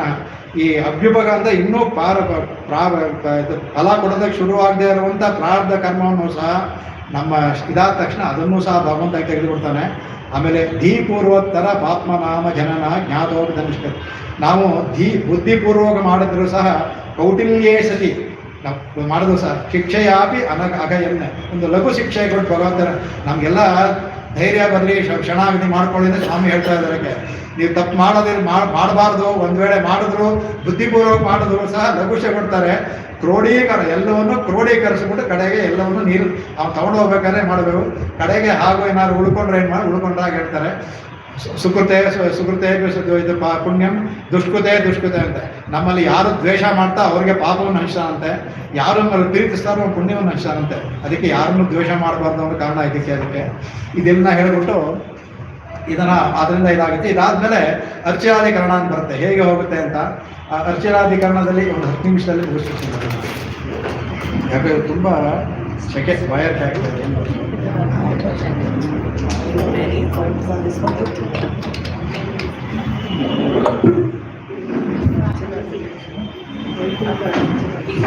ಈ ಅರ್ಚನಾದಿ ಮಾರ್ಗದಲ್ಲಿ ನಮಗೂ ಶಂಕರರಿಗೂ ಅಭಿಪ್ರಾಯ ಭೇದವಿದೆ. ಅವ್ರಿಗೇನಂದ್ರೆ ಅವರು ಆ ಭೇದಾವಿ ಬುದ್ಧಿವಂತರು. ಅವರಿಗೆ ಏನು ಅಂದರೆ ಅವರು ಒಂದು ಪರಮಪದ ಅಂತ ಒಪ್ಕೊಳ್ಳೋದು, ಎಲ್ಲ ಜೀವನದಿಂದ ಪರಮಪದ ಅಂತ ಅವ್ರಿಗೊಂದು ಸ್ಥಾನ ಒಪ್ಕೊಳ್ಳೋದಿಲ್ಲ ಅವರು. ಹಾಗಾಗಿ ಅವ್ರೇನು ಮಾಡ್ತಾರೆ, ಪರಮಪದ ಒಪ್ಕೊಳ್ಳೋದ್ರಿಂದ ಅವ್ರಿಗೆ ಮೋಕ್ಷ ಅಂದರೆ ಸದ್ಯಂ, ಅವ್ರಿಗೆ ಸದ್ಯೋ ಮೋಕ್ಷ ಅಂತ ಇಲ್ಲೇ ಯಾವಾಗ ಅವಿದ್ಯೆ ಹೋಯ್ತು ಇಲ್ಲೇ ಮೋಕ್ಷ ಅಂತ ಹೇಳ್ತಾರೆ ಅವ್ರಿಗೆ. ಆ ಜೀವಿ ಎಲ್ಲೇ ಇರುತ್ತೆ ಅಂದ್ಬಿಟ್ಟು ಅಂತ, ಜೀವಿಯೇ ಇಲ್ಲ ತಿಳ್ಕೊಂಡ ತಕ್ಷಣ ಹೋಗುತ್ತೆ ಅಂತ. ಹಾಗಾಗಿ ಇವರು ಇಲ್ಲಿ ಬ್ರಹ್ಮ ಅಂತೆಲ್ಲೂ ಚತುರ್ಮುಖ ಬ್ರಹ್ಮನಿಗೆ ತಗೊಂಡೋಗಿ ಸೇರಿಸ್ತಾರೆ. ನಮ್ಮ ಇದರಲ್ಲಿ ನಮಗೆ ಬ್ರಹ್ಮ ಅಂತ ಇರೋದ್ರಿಂದ ಆ ಅರ್ಚನಾದಿನದಲ್ಲಿ ಅದು ವಿರುದ್ಧ ಅವ್ರು ಹೇಳೋದು ಹೊಂದೋದೇ ಇಲ್ಲ, ಮಾಡಿದ್ದಾರೆ. ಅದು ಇದನ್ನ ವೇದವ್ಯಾಸರ ಆ ಸೂತ್ರಕ್ಕೆ ಹೊಂದೋದಿಲ್ಲ. ನಮ್ಮದು ಅದ್ಭುತ. ಅದರಲ್ಲಿ ಪಂಚಾಗ್ನಿ ವಿದ್ಯೆಯಲ್ಲಿ ಬರುತ್ತೆ. ಅದರಲ್ಲಿ 2 ಹೇಳ್ತಾರೆ. ಅದಕ್ಕೆ ಅರ್ಚನಾಧಿಕರಣದಲ್ಲಿ ತುಂಬ ದೊಡ್ಡ 12 ಆತಿವಾಹಿಕರು ಬರ್ತಾರೆ. ಅದರಲ್ಲಿ ಹೇಳುತ್ತೆ ಹೇಗೆ ಒಂದು ಜೀವಾತ್ಮ ಹೋಗುತ್ತೆ. ಹೇಗೆ ತೇ ಅತ್ಯಶಃ ಅಭಿಸಂಭವಂತಿ ಅತ್ಯಶೋ ಅನ್ನೋ ಆಪೂರ್ಯಮಾಣ ಪಕ್ಷ ಧ್ಯಾನ್ ಷಡುಂ ಉದೇತಿ ಮಾಸೇಭ್ಯ ಸಂವತ್ಸರಾದಿತ್ಯಂ ಆದಿತ್ಯ ಚಂದ್ರಮಸೋ ವಿದ್ಯುತಂ. ಆಮೇಲೆ ತತ್ಪುರುಷೋ ಅಮಾನವಃ ಸಯೇನಾನ್ ಬ್ರಹ್ಮ ಗಮಯತಿ ಏಷ ದೇವಯಾನ ಪಂಥ ಇತಿ ಅಂತ ಹೇಳ್ಬಿಟ್ಟು ದೇವಯಾನ ಹೋಗುತ್ತೆ. ಅದು ಹೇಳ್ಬಿಟ್ಟು ಸುಮ್ಮನೆ ಇರಲಿಲ್ಲ, ಇನ್ನೊಂದು ಹೇಳ್ಬಿಡ್ತು. ಅದಾದ್ಮೇಲೆ ನೆಕ್ಸ್ಟು ಅದರಲ್ಲೇ ಪೂರ್ವಪರ್ವದಲ್ಲಿ ಅತಯ ಇಮೇ ಗ್ರಾಮ ಇಷ್ಟಾಪೂರ್ತೆ ದತ್ತಮಿತ್ಯುಪಾಸತೆ ತೇ ಧೂಮ ಅಭಿಸಂಭವಂತಿ ಧೂಮೋ ರಾತ್ರೆ ಅಪರಪಕ್ಷ ಧ್ಯಾನ್ ಷಡಂ ದಕ್ಷಿಣ ಇತಿ ಮಾಸಾಸ್ತಾನ್ ನೈತೆ ನ ಸಂವತ್ಸರಂ ಅಭಿಪ್ರಾಪ್ನುವಂತಿ ಮಾಸೇಭ್ಯ ಪಿತೃಲೋಕಾತ್ ಆಕಾಶ ಚಂದ್ರವಸಂ ಯೇಷೋ ಸೋಮರಾಜ ತದೇವ ನಾಮ್ನಂ ತದೇವ ಭಕ್ಷಯಂತಿ ಪುನರ್ನಿವರ್ತಂತೆ ಅಂತ ಹೇಳ್ಬಿಟ್ಟು ಇಲ್ಲಿ ಮೇಲೆ ಇದು ಅದರಲ್ಲಿ ಮೊದಲು ಹೇಳ್ತೀವಿ. ಹೇಗೆ ಅರ್ಚನಾದಿ ಮಾರ್ಗ ಹೋಗ್ಬೇಕಾದ್ರೆ ಮೊದಲು ಅಗ್ನಿಯಿಂದ ಹೋಗ್ತೀವಿ. ಅಗ್ನಿಮುಖ ಹೋಗ್ಬೇಕಾದ್ರೆ ಅಗ್ನಿಯಿಂದ ಅನ್ನ ಅಂತ ಹಗಲಿಂದ ಇದು ಹಗಲಿಂದ ಆಮೇಲೆ ಆಪೂರ್ಯಮಾನ ಅಂದರೆ ಪೂರ್ವ ಇದು ಶುಕ್ಲ ಪಕ್ಷ ಅಂದರೆ ದೇವತೆಗಳು ಶುಕ್ಲ ದೇವತೆ ಅಲ್ಲಿ ಹೋಗ್ತೀವಿ. ಅಲ್ಲಿಂದ ಹೋಗ್ಬಿಟ್ಟು ಕಡೆಗೆ ಉತ್ತರಾಯಣ ದೇವತೆ ಆ ಸ್ಥಾನಕ್ಕೆ ಹೋಗ್ತೀವಿ. ಅಲ್ಲಿಂದ ಮಾಡ್ತೇವೆ. ಆಮೇಲೆ ಮಾಸ ದೇವತೆ ಹೋಗ್ತೀವಿ, ಸಂವತ್ಸರ ದೇವತೆ ಹೋಗ್ತೀವಿ. ಆ ಸಂವತ್ಸರದಿಂದ ಆದಿತ್ಯ ದೇವತೆ ಹೋಗ್ತೀವಿ. ಅಲ್ಲಿಂದ ಇಲ್ಲಿ ಏನಂದ್ರೆ ಇದರಲ್ಲಿ ಕೆಲವು ವ್ಯತ್ಯಾಸ ಬರುತ್ತೆ. ಬೃಹದಾರಣ್ಯಕರ ಇದರಲ್ಲಿ ಕೋಶಿದೆ ಅದೆಲ್ಲವನ್ನೂ ಮಾಡಿ 12 ಹನುಮಾನ್ ಮಾಡಿದ್ದಾರೆ. ಅಲ್ಲಿ ಆದಿತ್ಯದಿಂದ ಚಂದ್ರವಸ ಹೋಗ್ತೀವಿ. ಆ ಚಂದ್ರ ದೇವತೆಯಿಂದ ವಿದ್ಯುಲೋಕದಿಂದ ಬಂದು ಇಲ್ಲಿ ಇಂದ್ರ ವರುಣ ಪ್ರಜಾಪತಿ ಇದರಲ್ಲಿ ಹೇಳಿಲ್ಲ, ಬೇರೆದ ಹೇಳಿದೆ. ಅಲ್ಲಿಂದ ಅಮಾನವನು ಪುರುಷ ಬಂದು ಬ್ರಹ್ಮಲೋಕಂಗಮೈತಿ ಕರ್ಕೊಂಡು ಹೋಗ್ತಾನೆ ಅಂದ್ಬಿಟ್ಟು ಇದರಲ್ಲೇನು ವ್ಯತ್ಯಾಸ ಇಲ್ಲ. ಅದನ್ನು ಇದೇ ಹೇಳಬೇಕಾದ್ರೆ ಯಾರು ಇಷ್ಟಾಪೂರ್ತ ದತ್ತಂ, ಯಾರು ಪುಣ್ಯ ಕೆಲಸವನ್ನು ಮಾಡಿ ಇಷ್ಟಾಪೂರ್ತ ದೇವಸ್ಥಾನ ಕಟ್ಟೋದು ಇದೆಲ್ಲ ಮಾಡೋದು ಇದೆಲ್ಲ ಮಾಡ್ತಾ ಇರ್ತಾರಲ್ಲ ಅವರು ಅಂತ ಹೇಳ್ಬಿಟ್ಟು ಅವರಿಗೆ ಧೂಮ ಮಾರ್ಗ ಅಂತ ಹೇಳ್ತೀವಿ. ಏನಪ್ಪ ಇದು ಒಳ್ಳೆ ಕೆಲಸ ಮಾಡೋದು ಧೂಮ ಮಾರ್ಗವನ್ನು ಅಂದರೆ ಯಾರು ಶರಣಾಗತಿಯೋ ಭಕ್ತಿಯೋ ಮಾಡದಿದ್ರು ಮೋಕ್ಷವನ್ನು ಕೊಡೋಕೆ ಬರೋಲ್ಲ. ಅವ್ರು ಮಾಡಿದ ಒಳ್ಳೆಯ ಕೆಲಸಕ್ಕೆ ಅವ್ರಿಗೆ ಸಿಗುತ್ತೆ ಅಲ್ಲಿ. ಅದನ್ನು ಹೇಳ್ತಾ ಇದ್ದೀನಿ. ಅವರು ಧೂಮದಲ್ಲಿ ಹೋಗ್ತಾರೆ. ಧೂಮ ಅಂದ್ರೆ ಅಲ್ಲಿ ರಾತ್ರಿ ಇಲ್ಲ, ಅಲ್ಲಿ ದಕ್ಷಿಣ ಅಲ್ಲಿ ಪೂರ್ವ ಪಕ್ಷ ಇಲ್ಲ, ಅಲ್ಲಿ ಇದರಲ್ಲಿ ಕೃಷ್ಣ ಪಕ್ಷದಲ್ಲಿ ಹೋಗ್ತಾರೆ. ಕೃಷ್ಣ ಪಕ್ಷದಿಂದ ಹೋಗ್ತಾರೆ, ದಕ್ಷಿಣಾಯನಲ್ಲಿ ಹೋಗ್ತಾರೆ. ಅಲ್ಲಿಂದ ಮಾಸಲಕ್ಕೆ ಹೋಗ್ತಾರೆ. ಅವರಿಗೆ ಸಂವತ್ಸರ ಲೋಕ ಇಲ್ಲ. ಏತೇನ ಸಂವತ್ಸರ ಅವ್ರು ಸಂವತ್ಸರ ಲೋಕ ಹೋಗೋದಿಲ್ಲ. ಅಲ್ಲಿಂದ ಪಿತೃಲೋಕ ಹೋಗ್ತಾರೆ. ಪಿತೃಲೋಕದಿಂದ ಆಕಾಶ ಹೋಗ್ತಾರೆ. ಅಲ್ಲಿಂದ ಚಂದ್ರಮಾಸ ಅದೇನಂದ್ರೆ ಅಲ್ಲಿ ಬರ್ತಾರೆ. ಅಲ್ಲಿ ಸೋಮ ಅನ್ನೋ ದೇವತೆ ಇರ್ತಾನೆ. ಆ ದೇವತೆ ಅವರಿಗೆ ಅವ್ರಿಗೆ ಅನ್ನ ಅಂದರೆ ಅವರಿಗೆ ಮಾಡುತ್ತದ್ದು. ಅವರಿಗೆ ಪುನರ್ನಿವರ್ತಂತೆ, ಅವರು ಮತ್ತೆ ಹಿಂದಕ್ಕೆ ಬರ್ತಾರೆ. ಇಲ್ಲಿ ಮೇಲೆ ಪುನರ್ನಿವರ್ತಂತೆ ಹೇಳಿಲ್ಲ, ಇಲ್ಲಿ ಪುನರ್ನಿವರ್ತಂತೆ ಅಂತ ಹೇಳ್ತು. ಇದನ್ನು ಅವ್ರು ಕೇಳ್ಬಿಟ್ಟು ಇದನ್ನು ಸಮಾನ ಮಾಡಿ 12 ಅಂತ ಎಲ್ಲವನ್ನು ಮಾಡ್ತಾರೆ. ಅದನ್ನು ಸ್ವಾಮಿ ದೇಶನ ಅದ್ಭುತವಾಗಿ ನಮ್ಮ ಅದರಲ್ಲಿ ನಮ್ಮ ಅಧಿಕಾರ ಸಂಘದಲ್ಲಿ ಹೇಳ್ತಾರೆ. ಅದಕ್ಕೆ நடைபெற அங்கி பகல் ஒளிநாள் உத்தராயணம் ஆண்டு இடைவெளி காத்திரவி இரவென்பதி மின்வருணன். ಆಮೇಲೆ ಪ್ರಜಾಭರ ಮಿನ್ವರ್ಣನ್ ಕೊಡೆಯುಡೈ ವಾನವರ್ಕೋನ್ ಪ್ರಜಾಪತಿ ಎಂಡ್ರಿವರಾಲ್ ಇಡೈಡೈ ಭೋಗಂಗಳೇದಿ 7 ಪದಲ್ ಏರುವರೆ ಅಂತ 12 ತೋರಿಸ್ಕೊಟ್ರು. ಈ 12 ಇವರು ಮೂರು ಇದೆಲ್ಲ ತೆಗೆದು 12 ಮಾಡ್ತಾರೆ. ವೇದವ್ಯಾಸ ತೋರಿಸ್ಕೊಡ್ತಾರೆ. ಅದನ್ನು ನಮ್ಮ ಇದಕ್ಕೆ ಆ 12 ಜನಕ್ಕೆ ಹೋಗಿ 12 ದಿನ ನಾವು ಮಾಡೋದು ಅದಕ್ಕೋಸ್ಕರ 13 ದಿನ ಮಾಡೋದು 12. ಒಬ್ಬೊಬ್ಬರು ದೇವರು ಬರ್ತಾ ಇದ್ದಲ್ಲ ಅಂತ ಕರ್ಕೊಂಡೋಗಿ ಪೂಜೆ ಮಾಡಿ ಒಂದೊಂದು ಲೋಕ ಕಳಿಸ್ಕೊಡ್ತಾರಂತೆ. ಕಡೆಗೆ ಅಮಾನ ಪುರುಷ ಭಗವಂತಾನೆ ಅವನು ಬಂದು ಆ ವಿದ್ಯುತ್ ಲೋಕದಿಂದ ಹೋಗಿ ಅರ್ಚರಾದಿ ಮಾರ್ಗದಲ್ಲಿ ಹೋಗಿ ಅಲ್ಲಿ ನಮಗೆ ಗಿರಿಜಾಮತಿಯಲ್ಲಿ ಬಿಡ್ತಾನೆ. ಅಲ್ಲಿ ಮುಂದಕ್ಕೆ ಅದು ಇದಾಗುತ್ತೆ. ಇಲ್ಲಿ ಬಂದಾಗ ಅವ್ರು ಹೇಳ್ತಾರೆ, ಇಲ್ಲಿ ಉತ್ತರಾಯಣದಲ್ಲಿ ಹೇಳಿರೋದ್ರಿಂದ ಉತ್ತರಾಯಣದಲ್ಲಿ ಹೋದ್ರೆ ಮಾತ್ರ ಮೋಕ್ಷ, ದಕ್ಷಿಣಾಯಣದಲ್ಲಿ ಹೋದ್ರೆ ಮೋಕ್ಷ ಇಲ್ಲ ಇದ್ರಲ್ಲಿ ಹೇಳಿದೆಲ್ಲ ಅಂದ್ಬಿಟ್ಟು ಪೂರ್ವಪಕ್ಷ ಆಗ್ತಾರೆ. ಆಗ ಅದಕ್ಕೆ ದಕ್ಷಿಣಾದಿಕ್ಕೆ ಒಂದು ಸ್ತೋತ್ರವನ್ನು ಮಾಡಿದ್ದಾರೆ. ಅದಲ್ಲ ಇದು ಹೇಳಿರೋ ವಿಷಯ. ಅದಕ್ಕೆ ಆದ್ಮೇಲೆ ಹೇಳ್ತಾರೆ, ಆತ ಇಮೆ ಗ್ರಾಮ ಇಷ್ಟಾಪೂರ್ತೆ ದತ್ತಂ ಅಂತಂದ್ರೆ ಅಂಥವ್ರು ಒಳ್ಳೆ ಕೆಲಸ ಮಾಡಿದವ್ರೆ. ಅಂದರೆ ಅವರು ಒಳ್ಳೆ ಕೆಲಸವನ್ನು ಮಾಡಿದ್ರು. ಆದರೆ ಬ್ರಹ್ಮನ ಪಡೆಯುವಂಥ ವಿದ್ಯೆಯನ್ನು ಮಾಡಲಿಲ್ಲ ಅವ್ರಿಗೆ ಅಂತ ಹೇಳಿರೋದ್ರಿಂದ ಇದು ಅಂಥವ್ರಿಗೆ ಮಾತ್ರ. ಅಂದರೆ ಜ್ಞಾನಿಗಳು ಅಂದರೆ ಈ ಜ್ಞಾನ ಅಲ್ಲ, ಯಾರು ಭಗವಂತನಲ್ಲಿ ಮಾಡಿ ಉಪಾಸನೆಯೋ ಚೆನ್ನಾಗಿ ಅವರು ಜ್ಞಾನಿಗಳು ಅಂತ. ಜ್ಞಾನೀದು ಆತ್ಮಹಿಮತ ಭಗವಂತ ಹೇಳ್ತಾ ಇರ್ತಾರೆ. ಇವರು ಅವರ ವಿಷಯದಲ್ಲಿ ಹೇಳಿದ್ದು, ಜ್ಞಾನಿ ಆದವನು ದಕ್ಷಿಣಾಯನ ಆಗಲಿ ಯಾವ ಸಮಯದಲ್ಲೂ ಬೆಳಗಾಗಲಿ ರಾತ್ರಿ ಆಗಲಿ ಮೋಕ್ಷ ಉಂಟು ಅವ್ರಿಗೆ ಇದೇ ಬರುತ್ತೆ. ಈ ಮೇಲೆ ಹೇಳಿರೋದೇ ಅವ್ರು ಏನು ಮಾಡಿದ್ರು ಅಲ್ಲೇ ಹೋಗ್ತಾರೆ. ಇದು ಹೇಳಿರೋದು ವಿಷಯ ಬೇರೆಯವರಿಗೆ ಅದಕ್ಕಲ್ಲ ಅನ್ನೋ ಕಡೆಗೆ ಅವ್ರು ಯಾಕೆ ಭೀಷ್ಮರು ಹೋದ್ರು ಅದೆಲ್ಲ ತುಂಬ ವ್ಯಾಖ್ಯಾನ ಸಮಯ ಎಲ್ಲ ಹೋಗುತ್ತೆ. ಅದಕ್ಕೆ ಯಾಕೆ ಮಾಡಿದ್ರು ಅಂತ ಅದನ್ನು ತೋರಿಸ್ಕೊಡ್ತಾರೆ. ಯಾತಕ್ಕೆ ಭೀಷ್ಮರು ಕಾದು ಹೋದ್ರಲ್ಲ ಅವರೆಲ್ಲ ಜ್ಞಾನಿಗಳು, ಮಹಾಜ್ಞಾನಿ.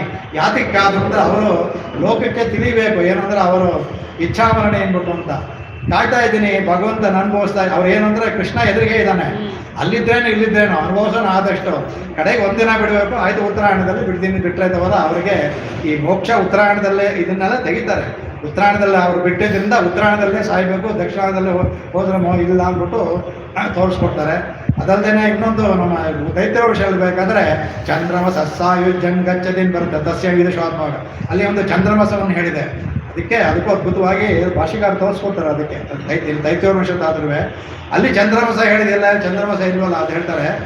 ದಕ್ಷಿಣಾಯದಲ್ಲಿ ಪ್ರಪನ್ನ ಹೋದರೆ ಅವನಿಗೆ ಒಂದು ಅಧಿಕ, ಚಂದ್ರನಾಯದಲ್ಲಿ ಒಂದು ಸ್ವಲ್ಪ ಇರ್ತಾನೆ, ಹೋಗಿ ಒಂದು ಸ್ವಲ್ಪ ಹೊತ್ತಿರ್ತಾನೆ ಅವನಿಗೆ ಅಧಿಕವಾದ ಲಾಭ ಅಷ್ಟೇ. ಅದೇ ತೋರಿಸ್ಕೊಡ್ತಾರೆ. ಚಂದ್ರಮಸ ಸಾಹಿತ್ಯ ಯಾಕೆ ಅಂದರೆ ದಕ್ಷಿಣಾಯಲ್ಲಿ ಹೋದರೆ ಅಧಿಕ ಲಾಭ ಅವನಿಗೆ. ಆ ಚಂದ್ರಮಸ ಸಾಹಿತ್ಯ ಒಂದು ಸ್ವಲ್ಪ ಇರ್ತಾನೆ ಅಷ್ಟೇ. ಅವನ ಅಚ್ಚರಾದಿ ಮಾರ್ಗದಲ್ಲಿ ಹೋಗೋದು, ಚಂದ್ರನಲ್ಲಿ ಸ್ವಲ್ಪ ಹೊತ್ತು ಇರ್ತಾನೆ ಅವನಂತ ಅಷ್ಟೇ ಅರ್ಥ ಅಂದ್ಬಿಟ್ಟು ಅವರಿಗೆ ವ್ಯಾಖ್ಯಾನ ಮಾಡುವಾಗ ನಮಗೆ ಇದು ಬಂತಲ್ಲ, ಇದಕ್ಕೆ ವಿರುದ್ಧವಾಗ್ತಲ್ಲ ಅಂತೀವಿ. ಅದು ಸುಲಭವಾಗಿ ಮಾಡ್ತಾರೆ ಅದನ್ನು. ಇದು ಯಾತಕ್ಕೆ ನಾನು ಇದೆಲ್ಲ ಇಷ್ಟು ಬೇಗ ಮುಗಿಸ್ತೆ ಅಂದರೆ ನಮ್ಮ ಸಿದ್ಧಾಂತ ಬರೋದಕ್ಕೆ ಬಹಳ ಮುಖ್ಯವಾದ ಒಂದು ಕಾರಣ ಛಂದೋಪನಿಷತ್ತು ನಾವು ತಗೊಳ್ಳೋದಕ್ಕೆ ಕಾರಣ. ಅದಕ್ಕೆ ಮೊದಲು ಈ ಭಾಷೆಕಾರರು ಅವರೆಲ್ಲ ಓದಿದ್ರು, ಯಾದವ ಪ್ರಕಾಶಲ್ಲಿ ಎಲ್ಲರೂ ಗೊತ್ತಿದೆ. ಇವರಿಗೆ ಆ ಮೊದಲಿಂದಲೂ ಸಹ ಇವರಿಗೆ ಅವ್ರು ಏನು ಅಂದರೆ ಭಾಷೆಕಾರ ಯಾವ ಥರ ಅಂತ ಅಂದರೆ ಎಲ್ಲರೂ ಒಂಥರ ಅಹಂಕಾರ ಅಂತ ತಿಳ್ಕೊಳ್ಳೋ ಥರ. ಅಹಂಕಾರ ಅಲ್ಲ ಅವ್ರಿಗೆ. ನಮಗೆ ಹೇಳಿದ್ರು ಸರಿ ಇಲ್ಲದೆ ಅಂದರೆ ಗುರುಗಳೇ ಇದು ಯಾಕೆ ಸರಿಯಾಗಿ ಕಾಣಲ್ಲ ಅಂತ ಹೇಳ್ಕೊಡೋರು ಅವರು. ಒಂದು ಹೇಳಿದ್ರೆ ಇದನ್ನು ಮಧ್ಯದಲ್ಲಿ ಹೇಳ್ತಿರಲಿಲ್ಲ, ಇದೆಲ್ಲ ಮುಗಿದ ಮೇಲೆ ಕಡೆ ಗುರುಗಳೇ ಈ ಥರ ಹೇಳಿದ್ರಿ ನನಗೇನಾಯ್ತು ಸರಿಯಾಗಿ ಬರಲಿಲ್ಲ ಅಂತ. ಈ ಥರ ಅನೇಕ ಅವ್ರಿಗೂ ಆಗಿರುತ್ತೆ. ಇದು ಒಂದನೇದಲ್ಲ. ಹಾಗಾಗಿರ್ಬೇಕಾದ್ರೆ ಅವರು ಅದೆಲ್ಲ ತಡ್ಕೊಂಬಂದರು. ಆದರೂ ಅವ್ರಿಗೇನಾಗುತ್ತೆ ಆಚಾರ್ಯರಿಗೆ ಏನು ನಾನು ಹೇಳಿದ್ದಕ್ಕಿಂತ ವಿರುದ್ಧವಾಗಿ ಹೇಳ್ತಾನಲ್ಲ ಒಂದು ಇರುತ್ತಲ್ಲ ಈಗೋ ಅಂತ ಹೇಳ್ತೀವಲ್ಲ ಹಾಗೆ. ಒಂದು ಸಲ ಅವರಿಗೆ ಈ ಥರ ಇದಿರುತ್ತೆ. ಅವರಿಗೆ ರಾಮಾನುಜರು ಅವತ್ತು ಬರೋಕ್ಕಾಗಿರಲ್ಲ ಅವರಿಗೆ ಯಾವುದೋ ಒಂದು ಕಾರಣಕ್ಕೆ. ಆಗ ಇವರು ಹೇಳ್ತಾರೆ ಅಯ್ಯೋ ರಾಮಾನುಜಾನಿ ಬರಲ್ಲ. ಅವತ್ತು ಅವರಿಗೆ ಅಭ್ಯಂಜನ.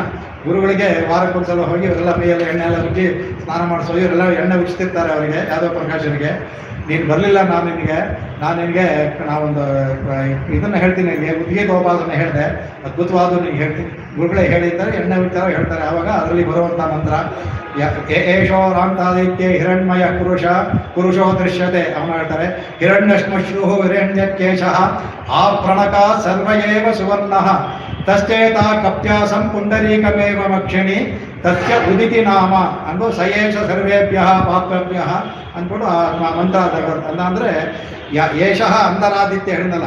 ಎಲ್ಲ ಆದಿತ್ಯ ಅಂತ ಏನು ಹೇಳಿದ್ರು ಅಂತರಾದಿತ್ಯ. ಅದರಲ್ಲಿ ಒಳಗಡೆ ಇರುವವನು ಅಂತರಾದಿತ್ಯ. ಹಿರಣ್ಮಯ ಪುರುಷೋ ದೃಶ್ಯತೆ. ಅವನ ಒಳಗೂ ನಮ್ಮಲ್ಲೇ ಇರುವಾಗೆ ಹಿರಣ್ಯನ್ ಪುರುಷ ಒಬ್ಬ ಇದ್ದಾನೆ, ಅವನು ದೃಶ್ಯತೆ. ಅವನೇನಪ್ಪ ಅಂದರೆ ಅವನ ಕೂದಲು ಇದು ಅವನ ಗಡ್ಡ ಕೂದಲು ಎಲ್ಲ ಕೆಂಪು. ಕಡೆ ಹೇಳ್ತಾ ಇದಕ್ಕೆ ಹಿರಣ್ಯಕೇಶ ಕಡೆ ಹೇಳ್ತಾ ಅಷ್ಟೇ ಆಗಪ್ಪ ಆ ಪ್ರಣಕ ಕಾಲ ಉಗುಲಿನಿಂದ ತಲೆಯವರೆಗೂ ಎಲ್ಲವೂ ಹಿರಣ್ಯ ಅಂದ್ಬಿಡ್ತು. ಶ್ರುತಿ ಏನು ಮಾಡಿ ಎಷ್ಟು ಅಂತ ಹೇಳೋದು, ಕೈ ಕೆಂಪು ಕಾಯಿ ಎಷ್ಟು ಹೇಳ್ತಾರೆ. ಆ ಪ್ರಣಕ ಸರ್ವಯೇವ ಸುವರ್ಣ.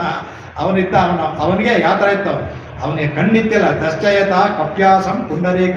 ಅವನ ಕಣ್ಣು ಪುಂಡರೀಕ ಇತ್ತಲ್ಲ, ಅದು ಕಪ್ಯಾಸಂ ಅಂತ. ಕಪಿ ಅಂದ್ರೆ ಕಪಿ ಆಸಂ. ಕಪಿ ಅಂದ್ರೆ ಕೋತಿ, ಆಸ ಅಂದ್ರೆ ಕೃಷ್ಣಭಾಗ. ಕೋತಿಯ ಕೃಷ್ಣಭಾಗ ಕೆಂಪಾಗಿರ್ತಲ್ಲ. ಶಂಕರು ಇದೇ ವ್ಯಾಖ್ಯಾನ ಮಾಡಿದ್ದಾರೆ. ಮಾಡ್ಬಿಟ್ಟು ಕಡೆ ಅವ್ರೇನು ಮಾಡ್ತಾರೆ, ಇದು ಹೇಯ ಉಪಮ ಅಲ್ಲ. ಅವ್ರಿಗೆ ಗೊತ್ತು ಹೇಯ ಬಂದ್ಬಿಟ್ಟು ಇದು ಹೇಯ ಉಪಮ ಅಲ್ಲ, ಈ ಉಪಮಾನ ಬಣ್ಣಕ್ಕೆ ಮಾತ್ರ, ಕಣ್ಣಿಗಲ್ಲ ಅಂದ್ಬಿಟ್ಟು ಸಮರ್ಥನೆ ಮಾಡ್ಕೊಂಡ್ಬಿಡ್ತಾರೆ. ಅವರ ಹೇಳಿದಾರೆ ಅವ್ರಿಗೆ ಮನಸ್ಸಿಗೆ ಇಡ್ಸಲ್ಲ ಮಾಡ್ಬಿಟ್ರು ಅವ್ರಿಗೆ. ಅಂದ್ರೆ ಅವ್ರಿಗೆ ತಕ್ಷಣದಲ್ಲಿ ಅದು ಹೊಳ್ತೀವಿ. ಅದಕ್ಕೆ ಭಗವಂತನ ಸರಿಯಾಗಲ್ಲ ಹೇಳ್ತಾರೆ ಇದು ಹೇಯ ಉಪಮ ಅಲ್ಲ, ಈ ಉಪಮಾನ ಬಣ್ಣಕ್ಕೆ ಮಾತ್ರ, ಭಗವಂತನ ಕಣ್ಣಿಗಲ್ಲ ಅಂದ್ಬಿಟ್ಟು ಸಮರ್ಥನೆ ಮಾಡ್ಕೊಂಡು ಮಾಡ್ತಾರೆ. ಆದರೆ ಇವ್ರ ಕಣ್ಣಲ್ಲಿ ನೀರು ಬರುತ್ತೆ, ಅವ್ರ ಮೈ ಮೇಲೆ ಬೀಳುತ್ತೆ. ಯಾವಾಗಲೂ ದುಃಖದಲ್ಲಿ ಮಾಡಿದ್ರೆ ಕಣ್ಣು ಇದಾಗಿರುತ್ತೆ, ಬಿಸಿಯಾಗಿರುತ್ತೆ. ಆನಂದ ಅಷ್ಟು ತಂಪಿಗಿರುತ್ತೆ. ಅವ್ರಿಗೆ ತೆಗೆದು ಹೇಳಿದ್ರು ಏನು ರಾಮಾಂಜ ಏನಂತ ಎಲ್ಲ ಗುರುಗಳೇ ಪುಂಡರೀಕಮೇವ ಅಕ್ಷಿಣಿ ಅಂತ ಹೇಳ್ಬಿಟ್ಟು ಆ ಭಗವಂತನ ಕೊಂಡಿಗೆ ಈ ಥರ ಇದು ಹೇಯೋಪವನ ಅಲ್ವಲ್ಲಪ್ಪ, ಇದು ಅದು ಹೇವಪವನ, ಇದು ಬಣ್ಣಕ್ಕೆ ತಾನೇ ಹೇಳಿದ್ದು. ಹೇವಪವನ ಏನಲ್ಲ ಇದು. ಶಂಕರ ಇದೇ ಹೇಳಿದ್ದು ಅವ್ರದೇ ಒಂದು ಶಂಕರ ಅದ್ವೈತಕ್ಕೆ ಸ್ವಲ್ಪ ವ್ಯತ್ಯಾಸ ಮಾಡಿ ಯಾದವಾರ ಪ್ರಕಾಶದ ಒಂದು ಮತ ಮಾಡ್ತಾರೆ. ಅದ್ವೈತವೇ ಸ್ವಲ್ಪ ವ್ಯತ್ಯಾಸ ಅಷ್ಟು. ಆಗ ಇದಲ್ಲದೆ ನೀವು ಇದಕ್ಕೇನು ಬೇರೆ ಏನು ಥರ ಮಾಡೋಕ್ಕಾಗುತ್ತೆ ಅನ್ನುವಾಗ ಹೇಳುವಂತಾಗ ಅವರು 3 ಕೊಡ್ತಾರೆ ಅದಕ್ಕೆ. ಇದು ನಮ್ಮ ಸಿದ್ಧಾಂತಕ್ಕೆ ಉದಯ ಕಾರಣ ಇದು. 3 ಕೊಡ್ತಾರೆ. ಈ ಥರ ಮಾಡೋದ್ರ ಗುರುಗಳು ಏನು ಹೇಳುವಂತ ಅದಕ್ಕೆ. ಕಂ ಪಿಬತೀತಿ. ಕಂ ಅಂದರೆ ನೀರು. ಅದರಿಂದ ಕಂ ಪಿಬತೀತಿ ಕಪಿ ಅಂದರೆ ನೀರನ್ನು ಕುಡಿಯೋದು. ಸೂರ್ಯ ನೀರನ್ನು ಕುಡುತ್ತಾನೆ. ಕಂ ಪಿಬತಿ ನೀರನ್ನು ಕುಡಿಯೋದ್ರಿಂದ ಅವನು ಕಪಿ ಸೂರ್ಯ. ಅರುಣೋದಯದಲ್ಲಿರುವ ಸೂರ್ಯ ಯಾವ ಥರ ಇರುತ್ತಲ್ಲ ಬರುತ್ತಲ್ಲಕ್ಕೆ, ಅರುಣೋದಯನ ಸೂರ್ಯ ಥರ ಕೆಂಪು ಬಣ್ಣ ಆ ಥರ ಉಳ್ಳ ಪುಂಡರೀಕ ಮಕ್ಷಿಣಿ ಅಂತ ಹೇಳ್ಬೋದಲ್ಲ. ಇನ್ನೊಂದು ಹೇಳ್ತಾರೆ ಅದಕ್ಕೆ. ಕಮ್ ಅನ್ನೋದು ತಾವರೆ ದಂಟು ಇರ್ತಲ್ಲ, ಆ ದಂಟಿಗೆ ಕಮ್ ಅಂತ ಹೆಸರು. ಕಮ್ಮ ಸಂಸ್ಕೃತದಲ್ಲಿ ಒಂದು ಪದಕ್ಕೆ ಇರುತ್ತೆ. ಅದಕ್ಕೆ ಅದು ಹೇಳ್ತಾರೆ ಕಮ್ ಅಂದರೆ ತಾವರೆ ದಂಟಂ ಪಿಬತಿ. ಆ ತಾವರೆ ದಂಟಿನ ಮೂಲಕ ನೀರನ್ನು ಕುಡಿಯುತ್ತಲ್ಲ. ತಾವರೆ ಹೂವು ದಂಟಿನ ಕುಡಿಯುತ್ತೆ. ಕುಡಿದು ಕೆಂಪಾಗಿದೆಯಲ್ಲ ಆ ಥರ ಕಣ್ಣು ಅಂತ ಹೇಳ್ಬೋದಿಲ್ಲ. ಅದಕ್ಕೆ ದಂಟಿನ ಮೂಲಕ ಹೀರುವಂತ. ಇನ್ನೂ ಒಂದು ಹೇಳ್ಬೋದು, ಕಪಿಹಿ ಅಂದರೆ ಅದೇ ಕಪಿಹಿ ಅನ್ನೋದು ಕಮ್ ಅನ್ನೋದು ನೀರು. ಅದಕ್ಕೆ ಆಸಂ ಅಂದರೆ ಕಪಿ ಅನ್ನೋದು ನೀರು, ಆಸಂ ಅದನ್ನ ಕಪ್ಯಾಸಂ. ಅದಕ್ಕೆ ಕಪಿ ಅನ್ನೋದು ನೀರು, ಆಸಂ ನೀರಿನ ಮೇಲೆ ಕುಳಿತಿರೋದು ಅಂದರೆ ಕಮಲದ ಹೂವು. ಕಮಲದ ನೀರಿನ ಮೇಲೆ ಕುಳಿತಿರೋದಲ್ಲ. ಕಪ್ಯಾಸಂ ಅಂದರೆ ನೀರಿನ ಮೇಲೆ ಕುಳಿತಿರುವ ಕಮಲ, ಅದರ ಬಣ್ಣದಂತ ತೆಗಿಬೋದಲ್ಲ ಅಂದ್ಬಿಟ್ಟು ಹೇಳ್ತಾರೆ. ಇದಕ್ಕೆ 3ಕ್ಕೂ ಅದ್ಭುತವಾಗಿ ನಡಾದವರು 3 ಶ್ಲೋಕ ಮಾಡಿದ್ದಾರೆ. ಸಮಯ ಇಲ್ಲ ಅದಕ್ಕೆ. ಇದಕ್ಕೆಲ್ಲ ಮಾಡಿ 5 ಕೊಟ್ಟರು. 5ರಲ್ಲಿ 2 ಭಾಷೆಗಾರ ಅಭಿಮಾತ ಇಲ್ಲ. ಅದಕ್ಕೆ 3 ಮಾತ ತೊಗೋಬೇಕು ಅಂತ ಅವರೇ 5 ಹೇಳಿದ್ದಾರೆ. 5 ಅರ್ಥ ಹೇಳ್ಬಿಟ್ಟು 3 ತೊಗೊಂಡಿದ್ದಾರೆ. ಆವಾಗ ಇದಕ್ಕೆ ವೇದಾಂತ ಸಂಗ್ರಹದಲ್ಲಿ ಅವರ ಭಾಷೆಗಾರರೇ ಇದಕ್ಕೆ ಹೇಳಿದ್ದಾರೆ. ಅದಕ್ಕೆ ಗಂಭೀರಾಂಬ ಸಮದ್ಭೂತ ಸುಮೃಷ್ಟ ನಾಳ ರವಿಕರ ವಿಕಸಿತ ಪುಂಡರೀಕ ದಳಾಯಿತ ಏಕ್ಷಣ ಅಂದ್ಬಿಟ್ಟು ಅಂತ ಅದ್ಭುತವಾದದ್ದು. ಗಂಭೀರ ಅಂತ ಆಳವಾದ ನೀರಲ್ಲಿ ಕುಳಿತಿರುವ ಸಮುದ್ಭೂತ ಸುಮೃಷ್ಟ ನಾಳ, ಒಳ್ಳೆ ದಪ್ಪವಾಗಿರೋ ನಾಳ, ಅದರಲ್ಲಿ ಸೂರ್ಯನಿಂದ ವಿಕಸಿತವಾಗಿರುವಂಥ ಕಮಲ, ರವಿಕರ ವಿಕಸಿತ, ಅದರ ಪುಂಡರೀಕ ಅಂತರ ದಳಾಯಿತೆ ಕ್ಷಣ ಅಂದ್ಬಿಟ್ಟು ಅವ್ರ ಭಾಷೆ ಅದ್ಭುತ ಭಾಷೆಗಾರದವರು ಅದನ್ನು ಹೇಳ್ಕೊಟ್ಟಿದ್ದಾರೆ. ಅದಕ್ಕೆ ಆ ಥರ ಇರುವ ಹೇಳ್ಬೋದು. ಇದರಿಂದಾನೇ ಅವ್ರಿಗೆ ಇದಾಯಿತು, ಬೇರ್ಪಡಬೇಕಾಯಿತು, ಆ ಕಥೆ ಇದಾಯಿತು. ಅದರಿಂದ ಅವ್ರು ಬಂದಿದ್ದರಿಂದ ಏನಾಯಿತು, ನಮಗೆ ವಿಶಿಷ್ಟಾದ್ವೈತ ಸಿದ್ಧಾಂತ ಬಂತು. ಅದಕ್ಕೆ ಹೇಳ್ತಾರೆ ಆಮೇಲೆ ಅವ್ರಿಗೆ ಹೇಗೆ ಪುಂಡರೀಕ ಅಂತ ಬಂತು ಅನ್ನುವಾಗ, ಪಂಗಯ ಕಣ್ಣಾನೈ ಪಾಡೇರೋರ್ ಎಂಬ ಆಂಡಾಳ್. ಅವರಿಗೆಲ್ಲ ಆಂಡಾಳು ಆವಾಗ ಗೊತ್ತಿತ್ತು ಅಂದರೆ, ಆಗಲೂ ಸಹ ಅವರು ಬ್ರಹ್ಮಚರ್ಯದಲ್ಲೂ ಭಿಕ್ಷಾಟನೆ ಮಾಡ್ತಾ ಇದ್ರು, ತಿರುಪಾವೆ ಹೇಳ್ಕೊಂಡೆ ಮಾಡ್ತಾ ಇದ್ರಂತೆ ಅವರು ಭಾಷೆಕಾರರು. ಬ್ರಹ್ಮಚರ್ಯದಲ್ಲೂ ತಿರುಪಾವೆ, ಸನ್ಯಾಸವಾದರೂ ತಿರುಪಾವೆ ಅವರಿಗೆ. ಅವ್ರು ತಿರುಪಾವೆ ಜೀಯರಿಂದ ಅವರಿಗೆ ಆವಾಗಲೂ ತಿರುಪ ಹೇಳ್ತಾ ಇದ್ರು. ಅದರಲ್ಲಿ ಉಂಗಳ ಪೋಯ ಕಡೆ ತೋಟದಂತೆ ಭಾಷೆದಲ್ಲಿ ಬರ್ತಾ ಇದ್ರಲ್ಲಿ, ಅದ್ರಲ್ಲಿ ಬರುವಾಗ ಒಂದು ಮಾತಾಡ್ತಾರೆ. ಆಗ ಪಂಗಾಯ ಅದರಲ್ಲೂ ಒಂದು ಬರುತ್ತೆ, ಉಂಗಳ ಪೋಯ ಕಡೆಯಲ್ಲೂ ಒಂದು ತೊಂಡರಿಕೆ ಬರುತ್ತೆ, ಅದರಲ್ಲೂ ಬರುತ್ತೆ. ಅದರಿಂದ ಅದರಲ್ಲಿ ಅವರಿಗೆ ಅದು ಹೊಳೆಯಿತು ಅಂತ, ಅದರಿಂದ ಹೊಳೆಯಿತು ಅಂತಲ್ಲ, ಅದಕ್ಕೆ ನಾವು ತಿರುಪ ಹೇಳ್ಬೇಕಾದ್ರೆ ಸಮತ ಅದರಿಂದ ಅವ್ರು ಗೊತ್ತು ಅಂದ್ಬಿಟ್ಟು ಅಂತ. ಹಾಗಾಗಿ ಈ ಮಂತ್ರದ ಅರ್ಥ ಈ ಥರ ಮಾಡ್ಕೊಂಡು ಹೇಗೆ ಬೇರೆ ಥರ ಮಾಡ್ಬೋದು ಅಂತ ತೋರಿಸ್ಕೊಟ್ಟವರು ಭಾಷೆಕಾರರು. ಅದರಿಂದ ನಮ್ಮ ಸಿದ್ಧಾಂತ ಇದ್ದೇ ಇದ್ರೆ ಅವರೆಲ್ಲ ಇದ್ರೆ ಅದ್ವೈತಿಗಳಾಗಿ ಬಿಡ್ತಾ ಇದ್ರೇನೋ. ಅಲ್ಲಿ ಬಂದಿರ್ತಾ ಇಲ್ಲಿ ಬಂದು ಭಗವಂತನಿದ್ದು ವಿಶಿಷ್ಟಾದ್ವೈತ ಸಿದ್ಧಾಂತ ಆಯಿತು, ಅವ್ರ ಸ್ಥಾಪನೆ ಆಯಿತು, ನಾವೆಲ್ಲ ಅನುಕೂಲ ಬರೋದಕ್ಕಾಯ್ತು ಇದನ್ನು.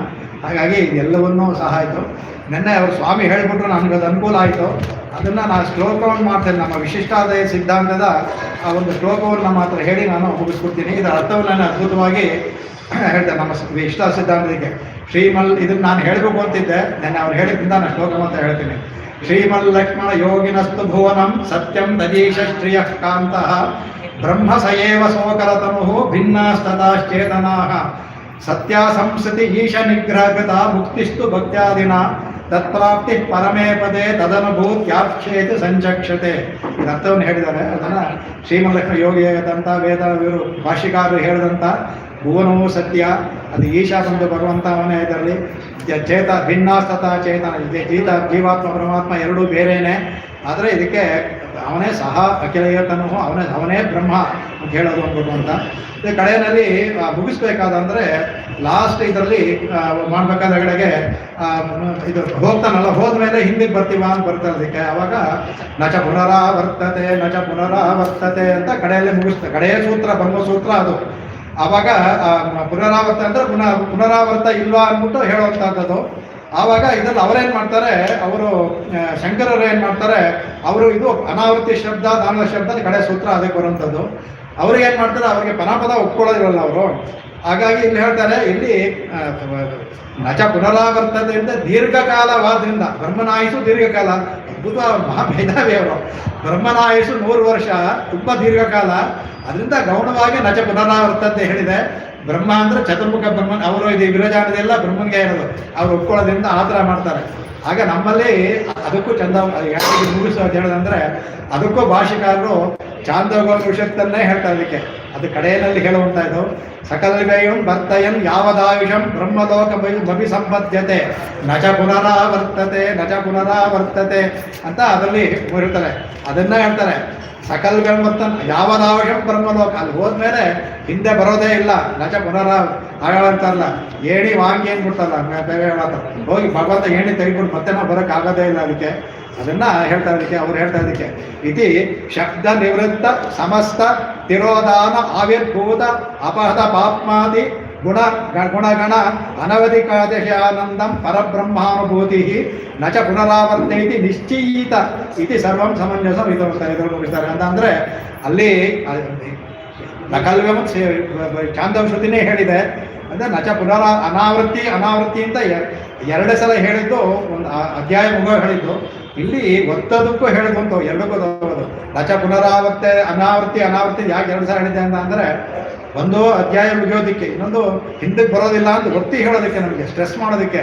ಅದಕ್ಕೆ ಅದನ್ನು ತೆಗೆದುಬಿಟ್ಟು ಅದು ಚಾಂದೋಪನಿಷತ್ ಮಂತ್ರವನ್ನೇ ಹೇಳಿ ಮುಗಿಸ್ತಾರೆ ಅದು. ಹಾಗಾಗಿ ಎಲ್ಲವೂ ಸಹ ಅದ್ಭುತವಾಗಿ ಇದು ಸಮಂಜಸವಾಗಿದೆ ಅಂತ ಮುಗಿಸ್ತಾರೆ. ಅದರಲ್ಲೂ ಏವಂ ಸಮಂಜಸಂ, ಎಲ್ಲವೂ ಸಹ ಸಮಂಜಸವೇ ಆಗಿದೆ ಅಂದ್ಬಿಟ್ಟು ಮುಗಿಸ್ತಾರೆ. ಹಾಗಾಗಿ ಈ ಚಾಂದೋಗ್ಯೋಪನಿಷತ್ತು ಅನ್ನೋದು ಬಹಳ ಅದ್ಭುತವಾದ ಒಂದು ನಮ್ಮ ಸಿದ್ಧಾಂತವನ್ನು ನಿರ್ಣಯ ಮಾಡೋದ್ರಲ್ಲಿ ಇದು ಬೃಹದಾರಣ್ಯಕೂ ಬರುತ್ತೆ. ಮುಖ್ಯವಾದ ಚಾಂದೋಗ್ಯೋಪನಿಷತ್ತು. ಅದರಲ್ಲಿ ನಾನು ಹೇಳಿದ್ದು ಎಲ್ಲೋ ಒಂದು 10% ಇರ್ಬೋದು, ಇನ್ನೂ ಅಷ್ಟು ಮಂತ್ರಗಳೆಲ್ಲ ಇದೆ. ಆ ಮಂತ್ರಗಳು ಹೇಳೋದಾಗುತ್ತೆ, ಆ ಮಂತ್ರ ಅಷ್ಟೇ ಹೇಳೋಕ್ಕಾಗಲ್ಲ. ನಾನು ಅದರ ಹಿಂದೆ ಮುಂದೆ ಹೇಳಬೇಕಾದ್ರೂ ಸಮಯ ಸಾಲೋದಿಲ್ಲ. ಕವಿತಾರ್ಕಿಕ ಸಿಂಹಾಯ ಕಲ್ಯಾಣ ಗುಣಶಾಲಿನೇ ಶ್ರೀಮತೆ ವೆಂಕಟೇಶಾಯ ವೇದವೇ ನಮಃ. ದಿವಶೋ ಭಕ್ತ ಪರಾಕ್ರಮ ಶ್ರೀಮಾನ್ ವೆಂಕಟನಾಥಾರ್ಯ ಚಿರಂ ವಿಜಯತಾಂ ಭುವಿ.